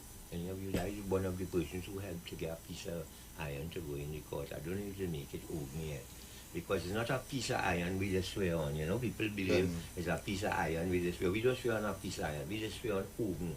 The piece of iron must be made to inhabit oven. And I have asked this question, and I've taken this opportunity to ask it now. If the law and those who are responsible for law in Trinidad and Tobago willing to make us implement a swearing when we go to court, take a piece of iron and put oven, I hope they will be also willing to make somebody the person responsible for feeding oven from time to time unless he get hungry. You understand? Because it's not a piece of iron, it's oven. You know why people always call we doing animation. And I tell people perhaps the best way I could explain it is Chucky here, who see that picture, right? Somebody there and he could have come in a dory and he could have come in something else. Your life force could be. So plenty time when the white man come and he said, well, burn up all your images. We throw all of them in the fire and the thing that's gone in the next place and dwell. again, right? Sometimes you're 18. Some of them they start to float after a while. You have to, you don't know. All the 18 will always remain good, Sometimes they could lose life. And so, but if you have 15, that's not equal, If you have 13, that's not equal. You could use one alone when you're traveling to feed equal. But if you want to beat 18, you can't beat 13 and say that you bring down Ogbeate. You have to beat 16. 16 is the component of thing that will be able to channel that energy to make people speak. You understand? But in this country, they don't want to hear me talking. Although Dari is not a initiator, he shouldn't be talking those things. But some of them should give thanks that perhaps I was a bit mad in those days. Because being a bit mad, I decided that this country was in chaos, and my own understanding showed me that the thing that will bring the country to where is the thing opposite to chaos. And because I did not, nobody to tell me, but brother, that's what I say, where is that up there? They say, that is sure. I say, well, but that's on the up point, but that is not, So, where is this long here? I say, right with the Babalawo, this is long here. I say, oh, that is south. All right, okay. So, and who is that down here? When the Babalawo manipulates everything and you open your mouth, it's not the Babalawo speaking, it's not our. Let me just try to call a neutral name. It's not our Sokwe speaking, right? Is Oromila speaking when he do that, right? Yeah. All right. So I say, okay, so this is chaos. So up here, this is order, and this order here. Let me see if I could bring this country into alignment. I mean, I go in and take that. I don't care what it costs me. And I did that. And I give thanks that I'm still alive today, and I know that I will not be punished for doing that. And I also know that there were people who have been initiated into Ifa when we started the sacred journey to Al-Qibla. And because plenty of people who are in the world today training under established lineages and so on. Some of them start under a fellow who ain't know what he's doing. I keep in I keep in the 90s, I keep in the 17 days. When you tell them that, they're coming on, or lanji. I'm not everybody voting, but and I doing it, I'm singing it together with them, and I'm not treating myself like a higher than them, because I belong to an next Baby. Right. So that is part of how we struggle to reach it. It wasn't easy. It was difficult. And I'll share part of the difficulty. In Trinidad, he asked me the question, but I had to talk about some racist because in Trinidad, I was a kind of whitey fella in Trinidad. Because some people, either intellectual. People that make up a lot of things about you. So some people think when they hear me talk sometime and my diction sound very good now. Who is the best speaker in the world? You see, but I was a university man, the only university I went to. I do test every education. But Cipriani College of Labour, but at that time it was called Cipriani Labour College, and I did cooperative study, and I came out the #1 student, and if you could Google it and find it, it would be good. I was in the front page in the Guardian, and I dressed in black, so this is hardly see me dressed in black. My partner would be see me dressed in black already, and I had tiger tooth coming out and things like that. So that day, when I went to school in Labour College, I had my hair covered for the period, the duration I was studying. Right? And then one day, a particular person was from Mount St. Benedict. So he wasn't a father, he was a brother. They called him brother. But I ain't calling him here now. So he said, but he tell a fellow by the name of Graves, and Graves was a pan man. He had some Tobago roots and so, but he was the fellow who was in charge of the corporation. He said, tell Master Tungi to take off his cap. I said, Mr. Graves, did that fella want, did I take off my cap and he said, my pay back on, I never take off my cap during that time. But you see the day that I graduated and I was the #1 student in my thing, I take my cap off. Because in that time, what was the name of the I think, I know Beetle Sugar, because I was out to know Salone, one of the chief now, I was right. When you push in weed and things, you have to talk about the history, we can't make the history as though some we didn't push weed, beat up. So in the days, African people or Alkebulanese people thought, well, boy, we need to go into business. So you open up a little thing, you call it a copo, you sell some weed, you buy some things and you put something there. But it's upfront just as the fellow was pushing cookies and selling apple. You know, we have to say these things in Trinidad. What they could do, they could kill everybody. That doesn't kill us. You understand what I'm saying? We here for eternity. So, at the end of the day, they should be, it was a big thing for a man to think, boy, I will drive a Mazda or a 626 or whatever is the name of the vehicle and everything. So, and so a young, so you know these things that always come out young sex, right? By way we just keep our thing. Is that some young people I understand aspiring to be homosexual because maybe the fellas that they see who making it and all kind of things, that's what people push in. So, fellas, after a while, fellas want to be a Rasta man. They want to be a pusher because them the fellas making money. In other words, people are to there's facts, sir. So what I mean, I pull my cap off because I say, you know what they must see? They must see that Rasta man could go to college too. If you feel, and you feel we don't see, we could come and we could chop it at the top of the line and all they could aspire to be a Rasta man like me. I went to know get into some kind of education. I had plenty of fights with the system, you know. When I went, the shortlisting thing, I said, oh, you could shortlist the thing and a fella like me with thing. So a man who was in the Baptist priest, he was someone of the persons, and they called me. I said, well, he told me why I can't teach. I said, well, I will show you what I should teach. I said, we have no examples of people with hair like mine and dreadlock in positions of authority, and you need to set me up so that they could see that we could do it. But you still turn it down. In other words, we shouldn't be having to have to make a case for ourselves in this country after all we have contributed over the past 500 years, in not only in Trinidad and Tobago, but the entire Caribbean and North and South America. We shouldn't have to be making a case. This is the international decade for people of Alkebulan descent, of African descent. And what have we, from the national and state level, what have we done? But I don't blame the state alone. What have we, the people, done? Especially, you know, as I say today, everybody now, the name is, you know, it's hard to call a name and you don't call a name that somebody already has now. But the name is, are you, that song is too near like yours. I was going to say, are you to me, right? Well, the song is too near like yours. But your name is job all kind of name. Everybody get a name over the last 15 years. As soon as they initiate, they get a name. And you don't have to wait on the white man system. But you just accept the white man system for certain things too. Well, some people spend $1,000 and $1,200 for a mask costume. Why you can't spend $1,200 and legalize your name forever, that when your children come? No, when I change my name, you know, men tell me, but why you, so some people, they should change the first name and keep the last name. I take two names of two people I admire, and I meet the two people in life, and one of them was more close to me than the other. I meshed the name together because I mean nonsense, but you know, names you can put it aside. And he said, I said, but why you changing your last name? Boy, that's an African person in history. I said, let me tell you something. I rubbing off all of that just as how Malcolm X and me should put X at the back of that name, right?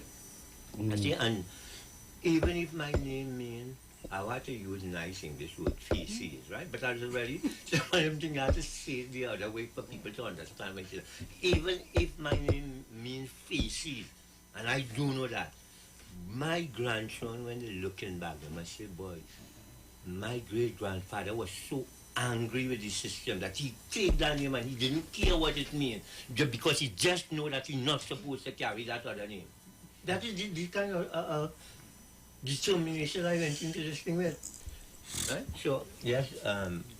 So, just before you go, Shaka, I'll be opening the lines now. I'll be opening the phone lines for you guys to talk to Chief Ramfrey. 3420081, 3420081. My WhatsApp number is 7711791, 7711791. Those of you overseas, 1718-874-3860. That's 1718-874-3860. You can call in and speak to Chief. Veronica Antoine says, thank you. Makila Gomez says, oh yes, Baba, I fully understand. Oronde Matundi says, Choo Choo Baba. Akim Baker, he says, blessings to the panel, blessings Baba Olakela Masatunji, you know. A lot of people on the live tonight, the live is a buzz. So Shaka, I know you have a question. Well, I really like, the determination of Baba in being relentless to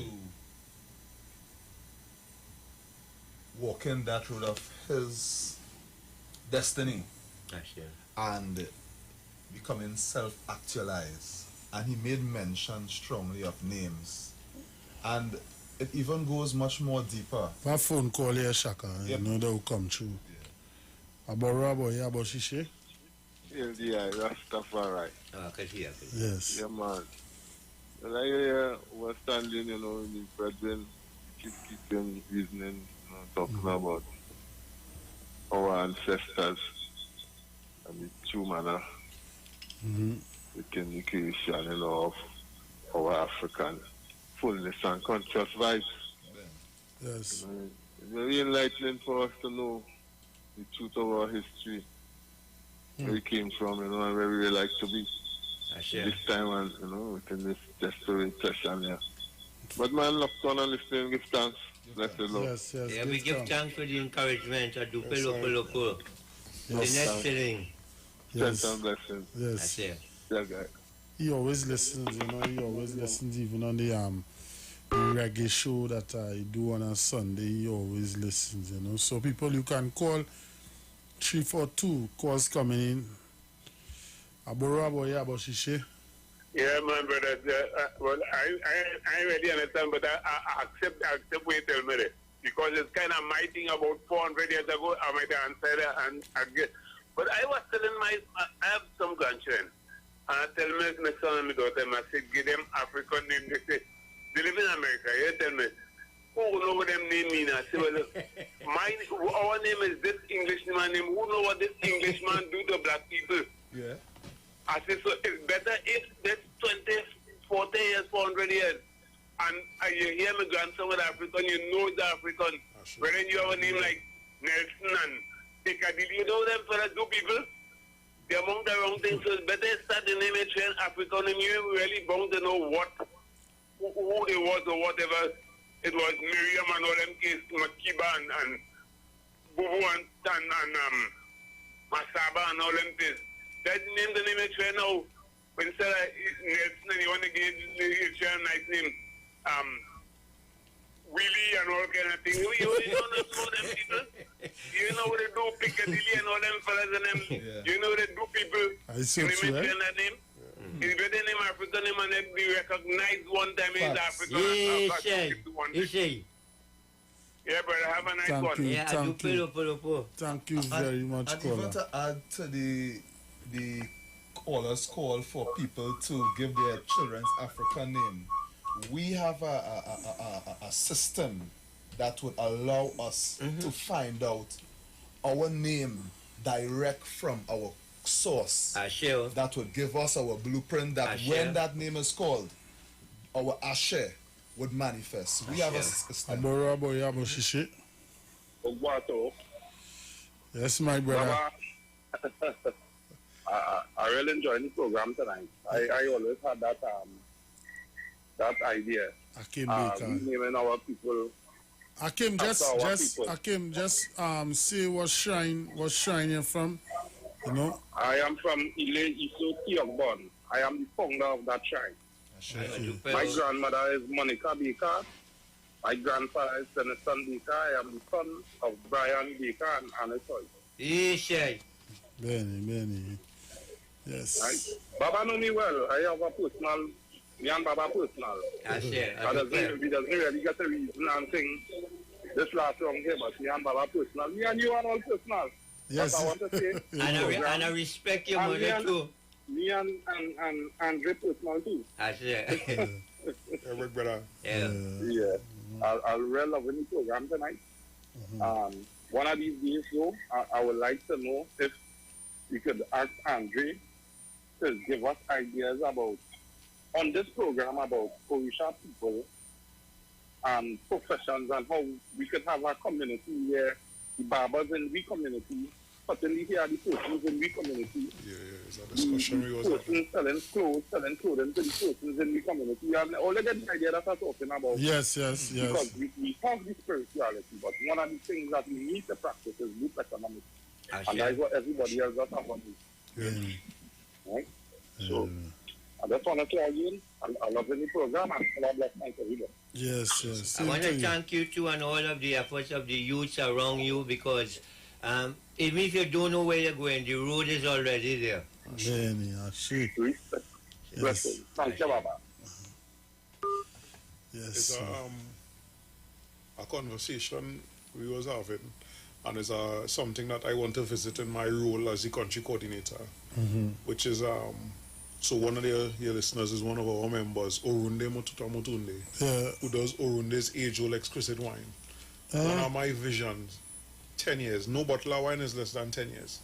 One of my visions is that the Palace, the Orisha organizations across the country, our first choice for alcoholic beverages should be from us. Oh, sorry. sorry. You know?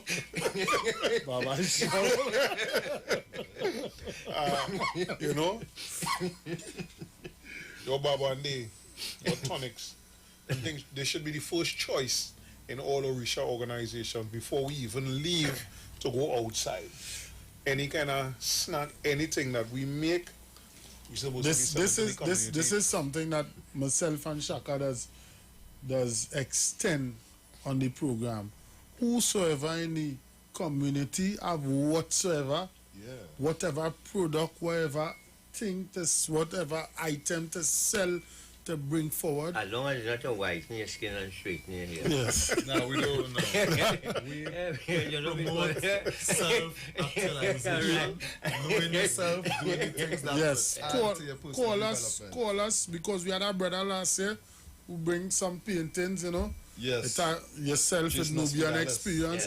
It have Oriomi, Nicole Huggins, you know, it have people, it have Dr. Sarah, you know, it have plenty of people in the community that we should reach out to. They just need, now, we have a platform that we should take advantage. That's why we just ask these sponsors and we just ask other members of the community to keep sponsoring the show, because, let me explain to you, this is prime time on radio, 7 to 9, and we got extended. I said thanks to Sheriff and Iwer George for giving and granting us that extra hour.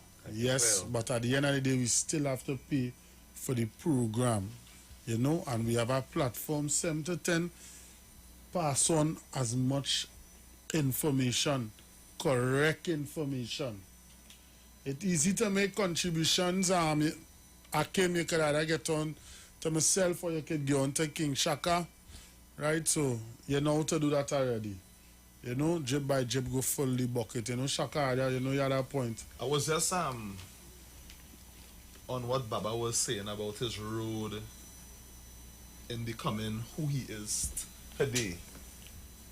And yes, at times he said that he was most radical and he went against, you know, the mundane norms. But he stood for something, and even today, many people have passed through his shrine, and many people who have passed through his shrine are also heads of organizations and shrines up until this day. So we have seen where, even in H. Yogbe, where H. Yogbe says that methodical planning is the father or the mother of all organizations. So that planning and that organization have beared fruit up until now, whereby persons have passed through Egbe and Onisin, Eledumari, and they have been making waves within the country. So it shows that sometimes we may be walking a particular road. Succession planning. Benny. So sometimes we may be walking a particular road, and we may see ourselves as suffering, because I heard him say that so and so and so. My suffering, I just have a car in this wood. But I'm not saying he is. But it was his sacrifice. not only for himself, but he had made a sacrifice for others so that they would have been on the road to self-actualization and knowing themselves. And he's also married to balance that that warrior side, to control the shrine, and then to be a husband. You know, because that's an important thing, because I have two marriages. Yeah? I was married once before, and that marriage didn't go to the fullest. And it's not that it couldn't go to the fullest. Again, when you're younger, so maybe now I'm less even radical, I might be more conservationist now, right? But that first marriage, I had a lot of ideas. So that was in the days of Aqualejo and myself. And, you know, I used to give advice to plenty elder people. Eh? It was a weird thing for me. So this was, Yehojo had me coming up this way. You know, in those days, we used to kind of call that, we didn't just say Agba. You used to have to say Mr. So you have to Mr. somebody, and you, if there is not your age, and you try to say, well, me and you his friend, or, you know. Was it truth? But I used to have to, one day, so you know, in some ways, it's a bit, it's not sad in the way we mean sad, but it's a bit sad that some of these things I'm going to say now, the people for whom this was true, they're not here to even testify that is all. No one have testified a lot in the public. But you tell me, I had fellas, composer was about 20 years older than me, the other guy, and she tell me, when I begin to invest in leadership or in me, she tell me, when they're talking, sometimes we have a listen. She said, tell him to hush. So I would be talking. She said, I said, tell him to hush. And I had to, so I did it once or twice, but it used to be, I can't explain it to you, but I know how you would feel to tell your father. So, you know what I mean? Okay, but after a while, they accepted it, they didn't really resist it, and then, you know, it started growing me, and then I started to know, okay, I will do it. But I had a situation that happened in Al-Kibalan. Although if he may have witnessed, he may not have witnessed all the things, but he would have been present in Al-Kibalan at the time. Omidira, who has been on the program, he was in Al-Kibalan at the time by another person. The first year I went to Al-Kibalan, it was really Ifa was taking people to, because, you know, I started Ifa Speaks, you know, people said, boy, you Dari, oh, you can write Ifa Speaks, it's not even my initiative. But the way I deal with it is when the 50th only come to Trinidad and Tobago, I went and I give him a copy. I give him a copy, and I say, if he is the Odua on earth, when he carried back to Oromelo, they go say if I should write Ifa Speaks, and they have never condemned Ifa Speaks up to this day, right?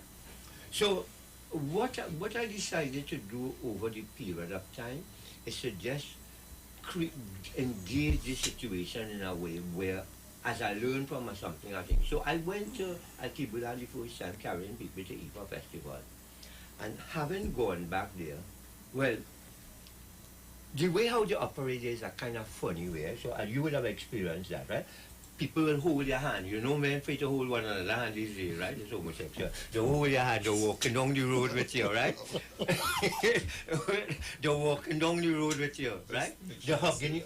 They're hugging you. Doing things that we would hardly do. But inside of that was a security issue as well, right?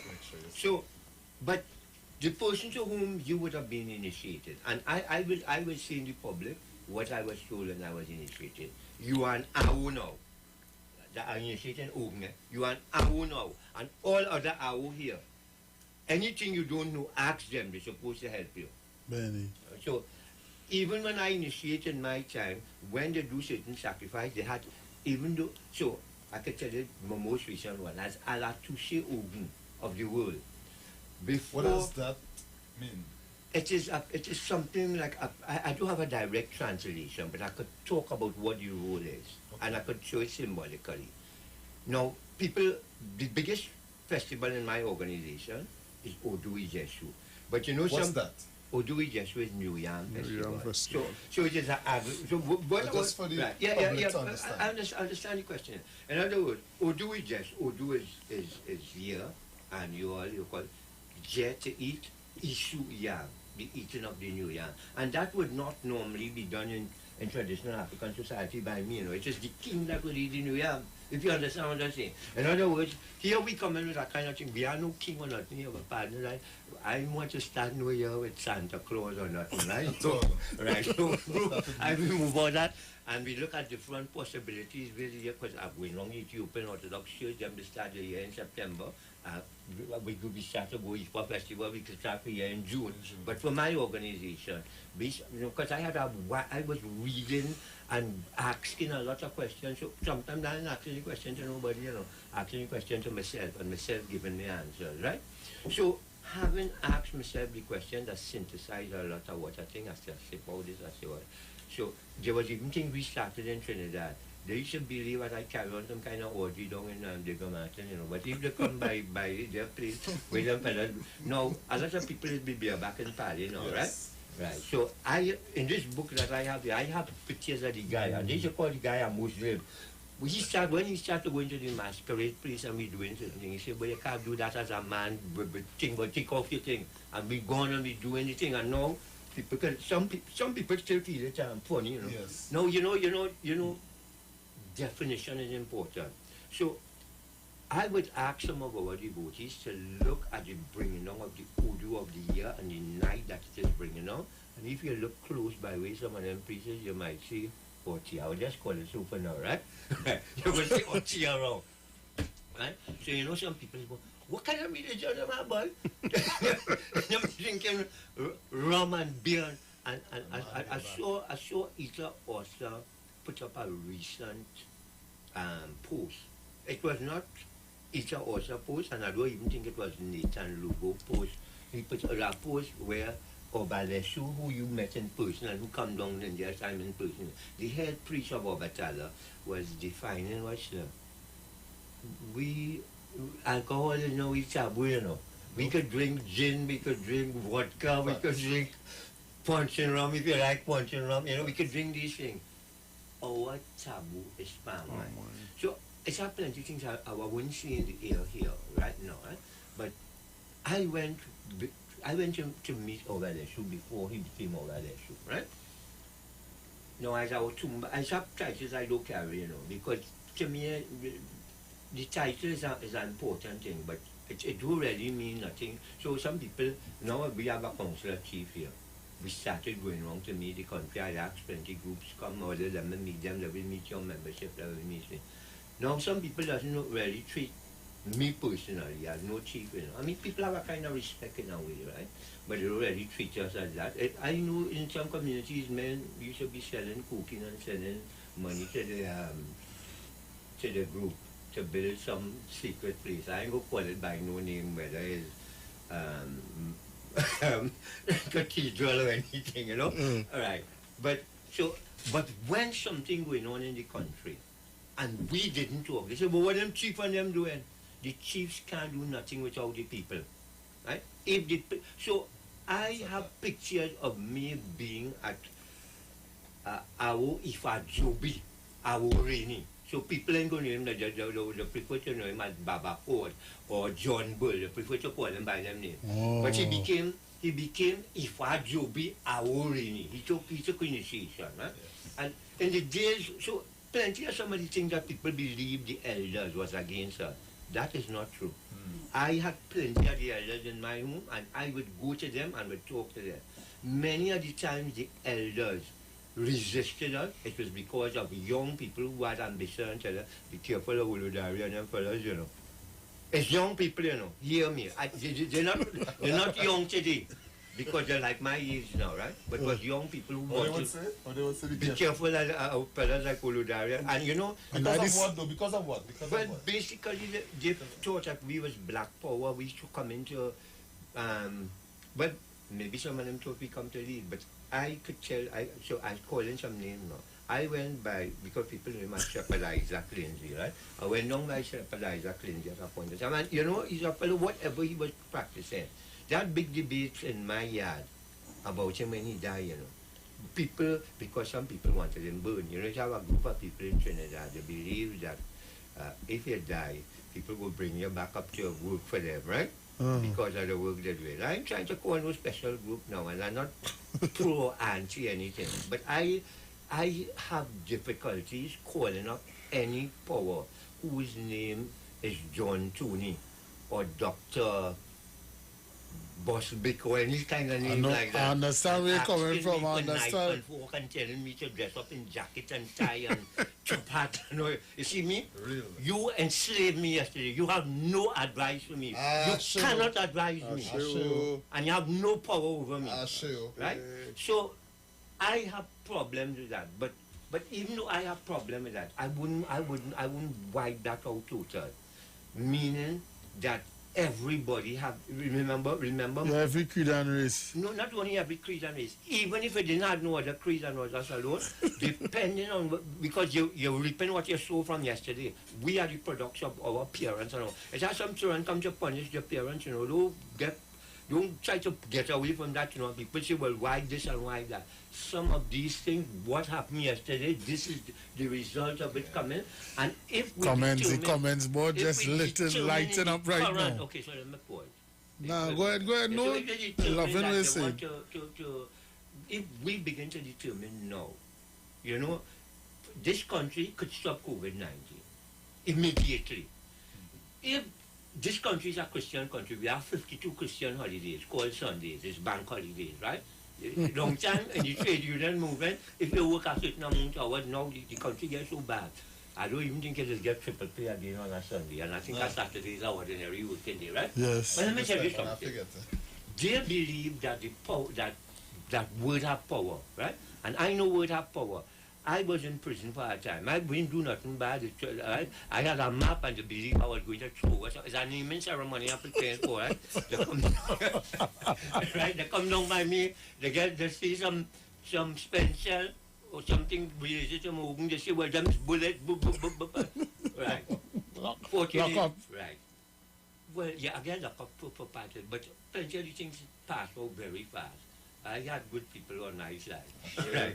Right. So at the end of the day, in the society, whether it's Christian or non-Christian, that white people have this big word, the Abrahamic religion. The Abrahamic religion, they say that they believe that the world was created by word and you could do things by word. If all of us in this country declare that this is a COVID-19 free environment, we have no power to do that. Some Maruba people is give me a joke, and I think it's one of the best joke. I try to give that joke in my party. They say some man was drinking in a rum shop, and after they get kind of high, a fella come in, and he say, I know God. He said, God, the barman don't try to get it, but he said, when a storm come in, he said, don't worry. He said, God is a Trinity. So two of the fellas down there in Maruba say, yeah, we agree with you, God is a Trinity, and we know where you live in. And people just think that is a funny thing. But I think that is one of the highest philosophy of life, that God is whoever you are in the country you belong to. If Jesus was God's son in that thing, and no disrespect to anybody who have faith in that, but if he was God's son, and the place where he born is a holy place, well, why am I, and I supposed to, all of us supposed to be God's children? Why God can't be a Trinity? Professor Joseph Ben Buchanan makes this very simply say, religion and spirituality is culture deified. So if that scenario was taking place in Trinidad, instead of going up Mount Sinai, we'll go up Echakush, we'll find the bodies. Isn't there Echakush to find the bodies somewhere up there? Right, you'll go up Mount Echakush in a mountain in Trinidad. They will name the river. Instead of, not no Jordan, but I have Caroni and Celibia and Coral. So it will be one of those rules. But it's the things around you in your immediate environment. I will touch some of the comments here, Akim Baker. Baba, can you give us an explanation of polygamy and the Yoruba tradition? Okay, so one... No, that's a it's a simple question, but it's a controversial thing in the light of Trinidadian and current laws. Now, polygamy is I'm finding you white people which use a funny. You will have a senior wife, a yaba, and a woman came once selecting my palette, a woman, about polygamy. And we had some other situations. So the Igugu society in Trinidad, you know, people want to talk about this here. The Igugu society in Trinidad, when Kejuputu, Iyalashe, Agino Lumo came to Trinidad, part of a mission, while it might have been the direction of Shongo, who is a lord of masculine virility, right? And you have more than one wife. I'm just saying these things as an aside now. It was during the period of when them fellas went down in Iran, what they call that? The Gulf Wars? Whatever they call them war zones, right? But many men in America, it just had few men at a certain time. You know, a lot of fellas wanted to be like big stars, and because he's African, I ain't going to try to call it in, but people didn't like them, you know. Some want to look like female, some want to be female, some want to change the skin color, the hair straightening and so on and thing, right? So people wanted to be like what you say. So it had few masculine men in some parts of America, and the fellas who was masculine, they would have joined Crips and with blood and all kind of thing, and they in jail. So some of these women realized, because it was in the culture, that their children were not developing to their highest potential. So they came to Trinidad, and among one of the groups they came to, and I became a champion of trying to promote polygamy here too, right? But when they came to ask our woman, would you, you know, be so kind enough to allow us to share your husband with you? Well, you know, you can suspect the kind of answer they get in Trinidad and Tobago, right? But the thing is, this woman who had come to us later, this is another woman who came and was trying to explain what polygamy. She called it, I forget the word she used to call it, but she really saying that the junior wives are really complementary wives. And this is how, so she even drew some real life examples she knew. That the last person to know who you was going to marry to was a man. So you have a woman and a man married. This was the example she got. A woman and a man married. Let's say they may have two by divination, they had love, everything. It was the person to be for you for this thing, right? Then, because part of these blessings you would bring to the man is prosperity, the palm oil piece, that thing, they need more hands because of economic. I will take this call here. Take it. Yeah, good night to my brothers and to the elder who sharing knowledge, lessons, man. You know, when you talk about self, when you are on, people know how important self is, knowing thyself. You understand? Because we have, as I always say, if I ask him, God, look, help me with a spirit like me. I'm a spirit. Protect me from myself. Like, you know, hate, anger, jealousy, envy, you know, all these things. Like these are different self. Where you have to know yourself, plus you have good self. You know, you know, you have goodness in you. People don't understand, we have 1 million potential seeds inside of us. From your choice, you sow a seed, you make a decision. You understand? And this is where you have to live with your choice. Now, if you're carrying these bad emotions like hate, jealousy, anger, lust, greed, bad mind, envy, lying, you know, all these things, you cannot elevate to yourself, to you then, the spirit. Now, every time you sin, the spirit will sin now. Your flesh has sin. The spirit now is vexed when your flesh sins.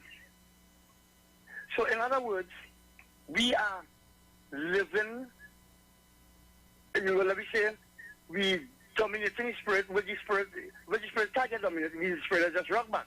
Me that I just rock back. You understand? No, this is what people don't understand. When you give away something to God, He gives you something better. Like jealousy. I don't jealousy. You know what person with jealousy again? You give that to God. So He gives you something better, so you're rising up to your real you. To you then, the spirit. So if you give away all these bad emotions and things to God, then you will start to deal with yourself, with your spirit, with you then. People people that feel I spirit, all these things, and they total all these sort of weight inside of themselves, all these sort of different cells are total inside of them. You cannot function spiritually when you total weight. So we have to give away them things, let God give us something for us to elevate towards our own to you then. And that's why they tell you, know thyself. You have to give God something for you to give you something better. My friend, I like the show like carrying on. You understand the knowledge from the elder. I listen to you, you know, you elevate them. But at the end of the day, you all brothers have a good night and keep on doing what is well. Thank you very much, caller. Thank you very much. Peace and blessings to you.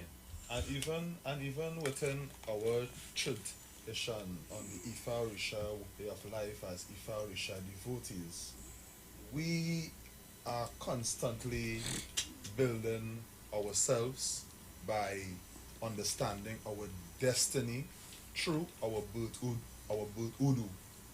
We would have taboos that we observe in order for us to become our best selves. One taboo may be lying, drinking, smoking, etc. And all of these things adds to us becoming our better selves. Ashe. I want to just touch on something that Chief had mentioned earlier, because it keep coming up with some people my age. You know, at 42 years old, I still meeting people who went to school with me, face the school system and thing, and they cannot accept the fact that they are African. Right? They still it is Trinidadian, and that goes back to the Chief, which he say if a cat born in our oven is not bread, right? And the next thing is they don't want to acknowledge that what happened yesterday have a very big impact on what's going on today. Simply put, what happened in the past is what is a lot of the cause and the effects of what's going on in life today. So true. So to the younger people, especially listening, history is important. Yeah. Chief keep mentioning Dr. Yosef Ben Yakanan. Look up that name. You could get his books online, you know. History is important, a very important part of our spiritual battle. If you don't know your past, you don't know where you're going, you know. Because, have you said, a tree with no... a person who does not know their history is like a tree without roots. Yeah. So that's our foundation. Our foundation is understanding our ancestry, understanding our ancestors, understanding who they were, and understanding who they were would also help us to understand who we are. And even though some of our ancestors did things in a particular way, sometimes you would come back in this life to do things in a different way, but it's solely based on your destiny. So sometimes some of us may think that we would have to follow things like how our grandfathers have our overseas school, yeah. All of us have a different destiny. About Shishe. Alafia. Shalafia, me. Yeah, this is brother from the show. I'm calling from Barbados. Yes. Greetings. Yeah, I'm on air. Yes, you are. Yes, you're on air. Yeah, I'm here to say peace and blessings to my brother Ola Barry. Yeah, he know me for a good while, and I'm saying that he has done so much as it relates to the Orisha tradition in Trinidad. I know that he won accept the Trinity Cross, but I think that he could accept something something in that regard. I agree with you. You know, yeah, in that regard, he might not accept Trinity Cross like sacked, you know.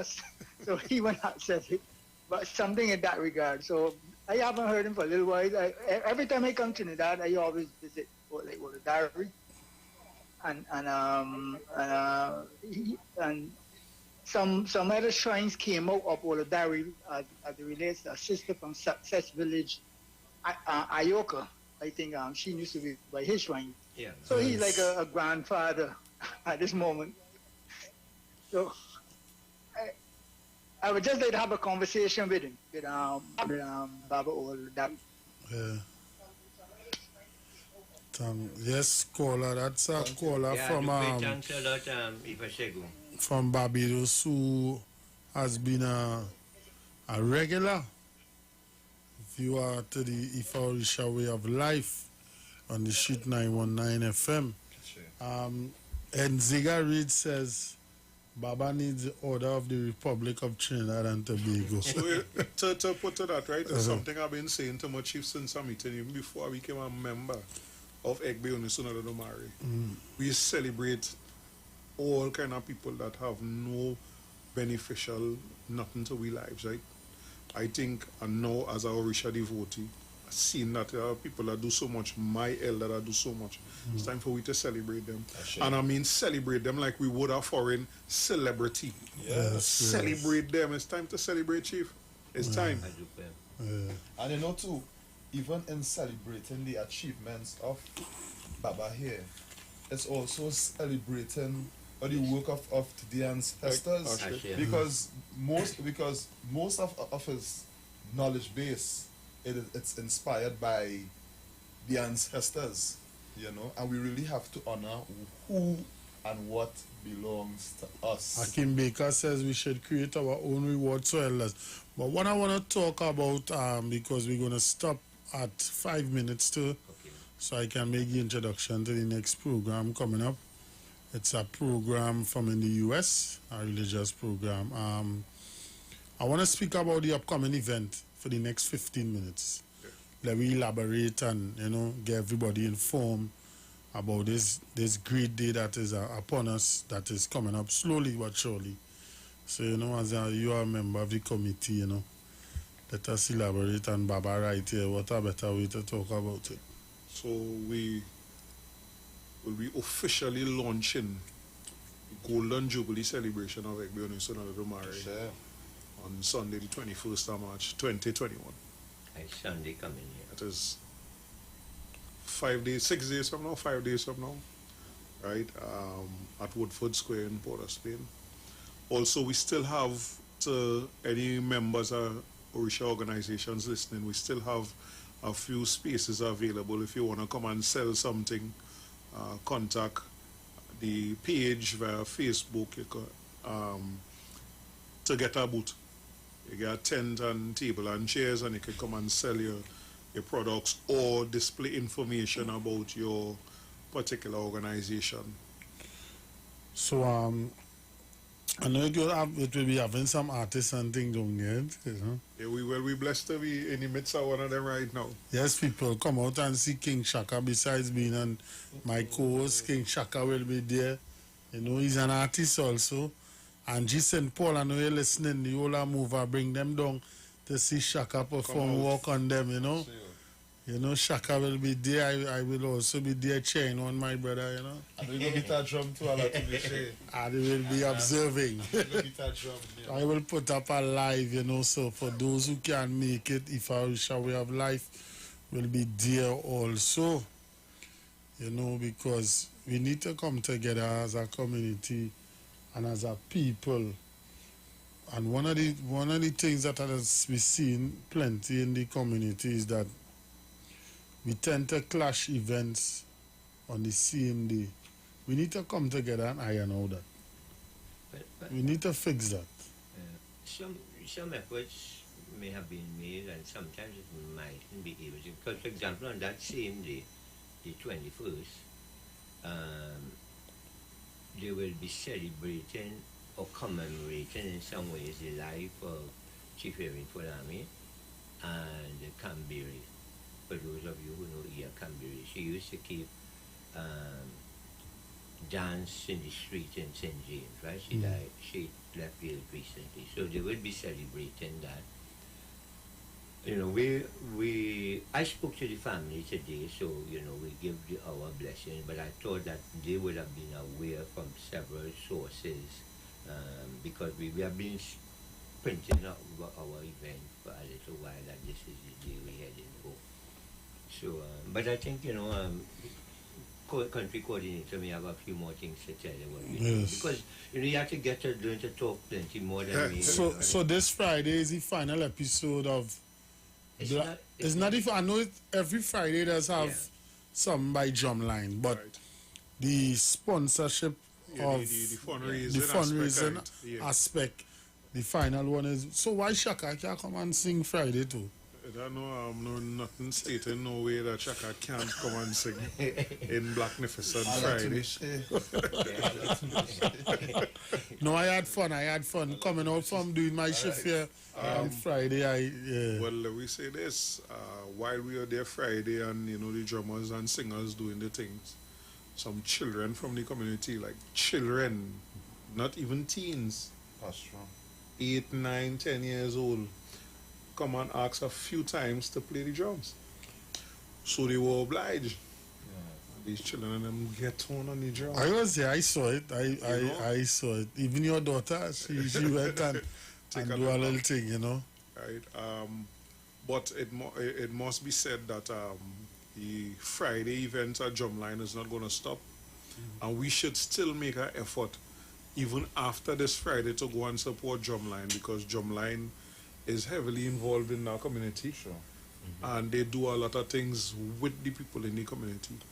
So, right. So seeing that we come out and we see it, we can still go up there on a Friday and probably get the corn soup or the akara. No, they're having every Saturday soup sale too. Right. It started last week. It started this Saturday going here. Yeah. You know, and that will all be a part of us helping and celebrating us, right? Because our celebrations is a year-long celebration. As we go along, we'll be putting out dates for different events, different festivals. All right, we had also made a call to other Orisha organizations that might be having events that they would want us to take part in, to reach out to us. Because Chief make sure and make it clear that this is not just Egbe Unison of the Dumari celebrating 50 years. Because it was mentioned here tonight, exactly. It was mentioned here tonight that others came out of. Yes. You know, as a young Orisha devotee, I want to see unity. I want to see more interaction within the Orisha community, minus and barring what might have happened years before that. To me, that had nothing to do with me. And that's the mindset we need to adopt, because when we want things to grow, we need to feed it. And we need to feed what is ours, the positive energy, by working together. Unifying. Unity is strength. It may start with two people, and in the end, it builds into a strong community. Unity is strength. Chief was the line, the load that is to be carried. Oh, yeah. But, you know, over the years, so we use it as part of our commentaries, especially for Oakby, right? That thing is what we'll be using is the fact that their load should be carried, but the load that is to be carried by 5 shouldn't be carried by 3. So we have to determine the type of load it is. There are some loads you could carry by yourself, some you carry in conjunction with other people. Those loads, the way I just talk with them in this way is that it's have OSHA, right? They can't lift up more than 45 grams, and especially rest it on your head. If you push 60, you go start to strain your neck. So cut it up into smaller pieces. Micromanagement, and make sure everybody's there, be safe and working. So, Baba, you have anything? I'd like to say I thank you for taking the time off to come on the show, the Orisha Way of Life, and the Shit 919, to educate and edify the masses about the history, about the ups and downs, the toils, the hardship of being a husband, being a revolutionist, and being a spiritualist, and making decisions that people will look and say that he's a crazy man or angry man, and simple thing like going to Cipriani College and topping that cohort at that time was very good, that they get to see your head. Understand? So anything in closing to say? Yeah, well, I want to thank the young people who are enthusiastic in trying to order the transformation that is taking place. One group in particular that I know is only Cheshire group from South Trinidad, but I know that, right, but for example, even Zinga King who called and Ili Shukan and that effort of some of both young and old to form a platform for a school. I think all those are good things.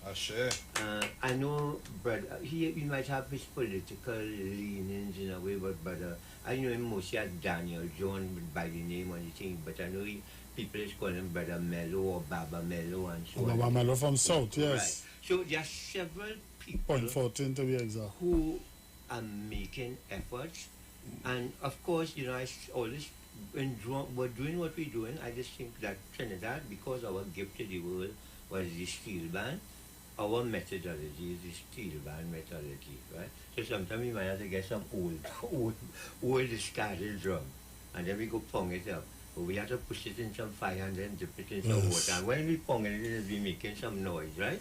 So we will have little noise and ponging up and dripping in fire and throwing in hot water between ourselves until we tune the thing now. And then but we will only make only bass band and cello, and we'll make up bass cello, so all of them won't play the same thing. But when we finish making the band and we start to play, the whole world will be marvelous. So what I would ask everybody is to your own self be true. I don't want to say something controversial in ending, but if it's an open devotee, to me, one of the things I got over the years is that when you become initiated into an Orisha, you open yourself to becoming the Orisha. So don't expect me as an open devotee to act like Iwer. I will become my Orisha. You will also become your Orisha. And you will Iwer become Iwer.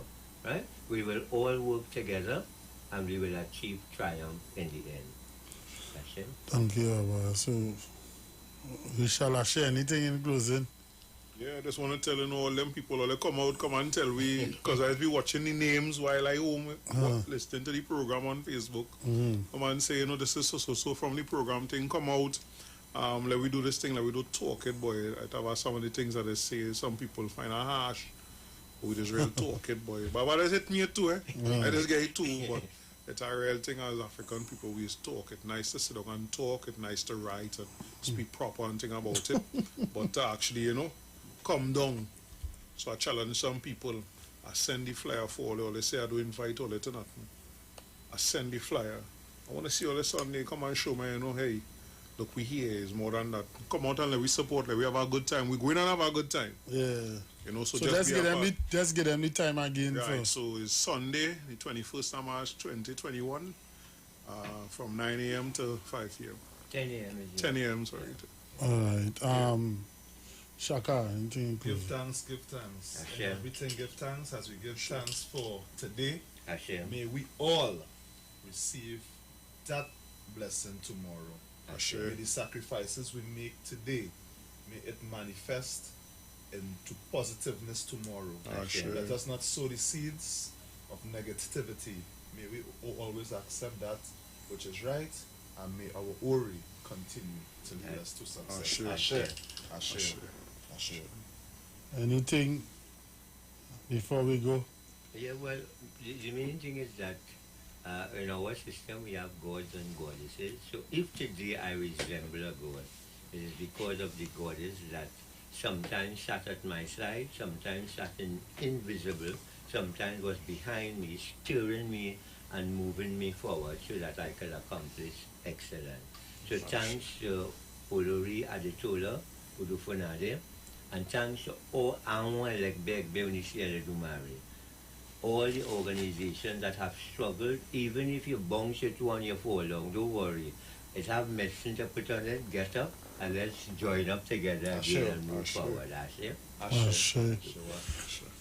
So we've come to the end of another electrifying and great night here on the Ifarisha Way of Life on the Sheet 919 FM. My co-host, King Shaka, Chief Ramfe, and Orisha Lashe. Celebration is on Sunday. Make your way down. However, We making a short stop on Friday by Drumline, corner Charlatan, Oxford Street. Magnificent Fridays. Come and taste the akara. Just like all like to run down doubles. Come and taste the akara. Corn soup. You know, drumming, nice vibes, you know. The children had a time Friday. And I know they will have a better time this Friday. So make it a date. Don't be late. Yeah. Remember, we are all our brother's keeper. Let us support each and every one. Until next Monday, if our Way of Life, we are saying. Good night. Ashe.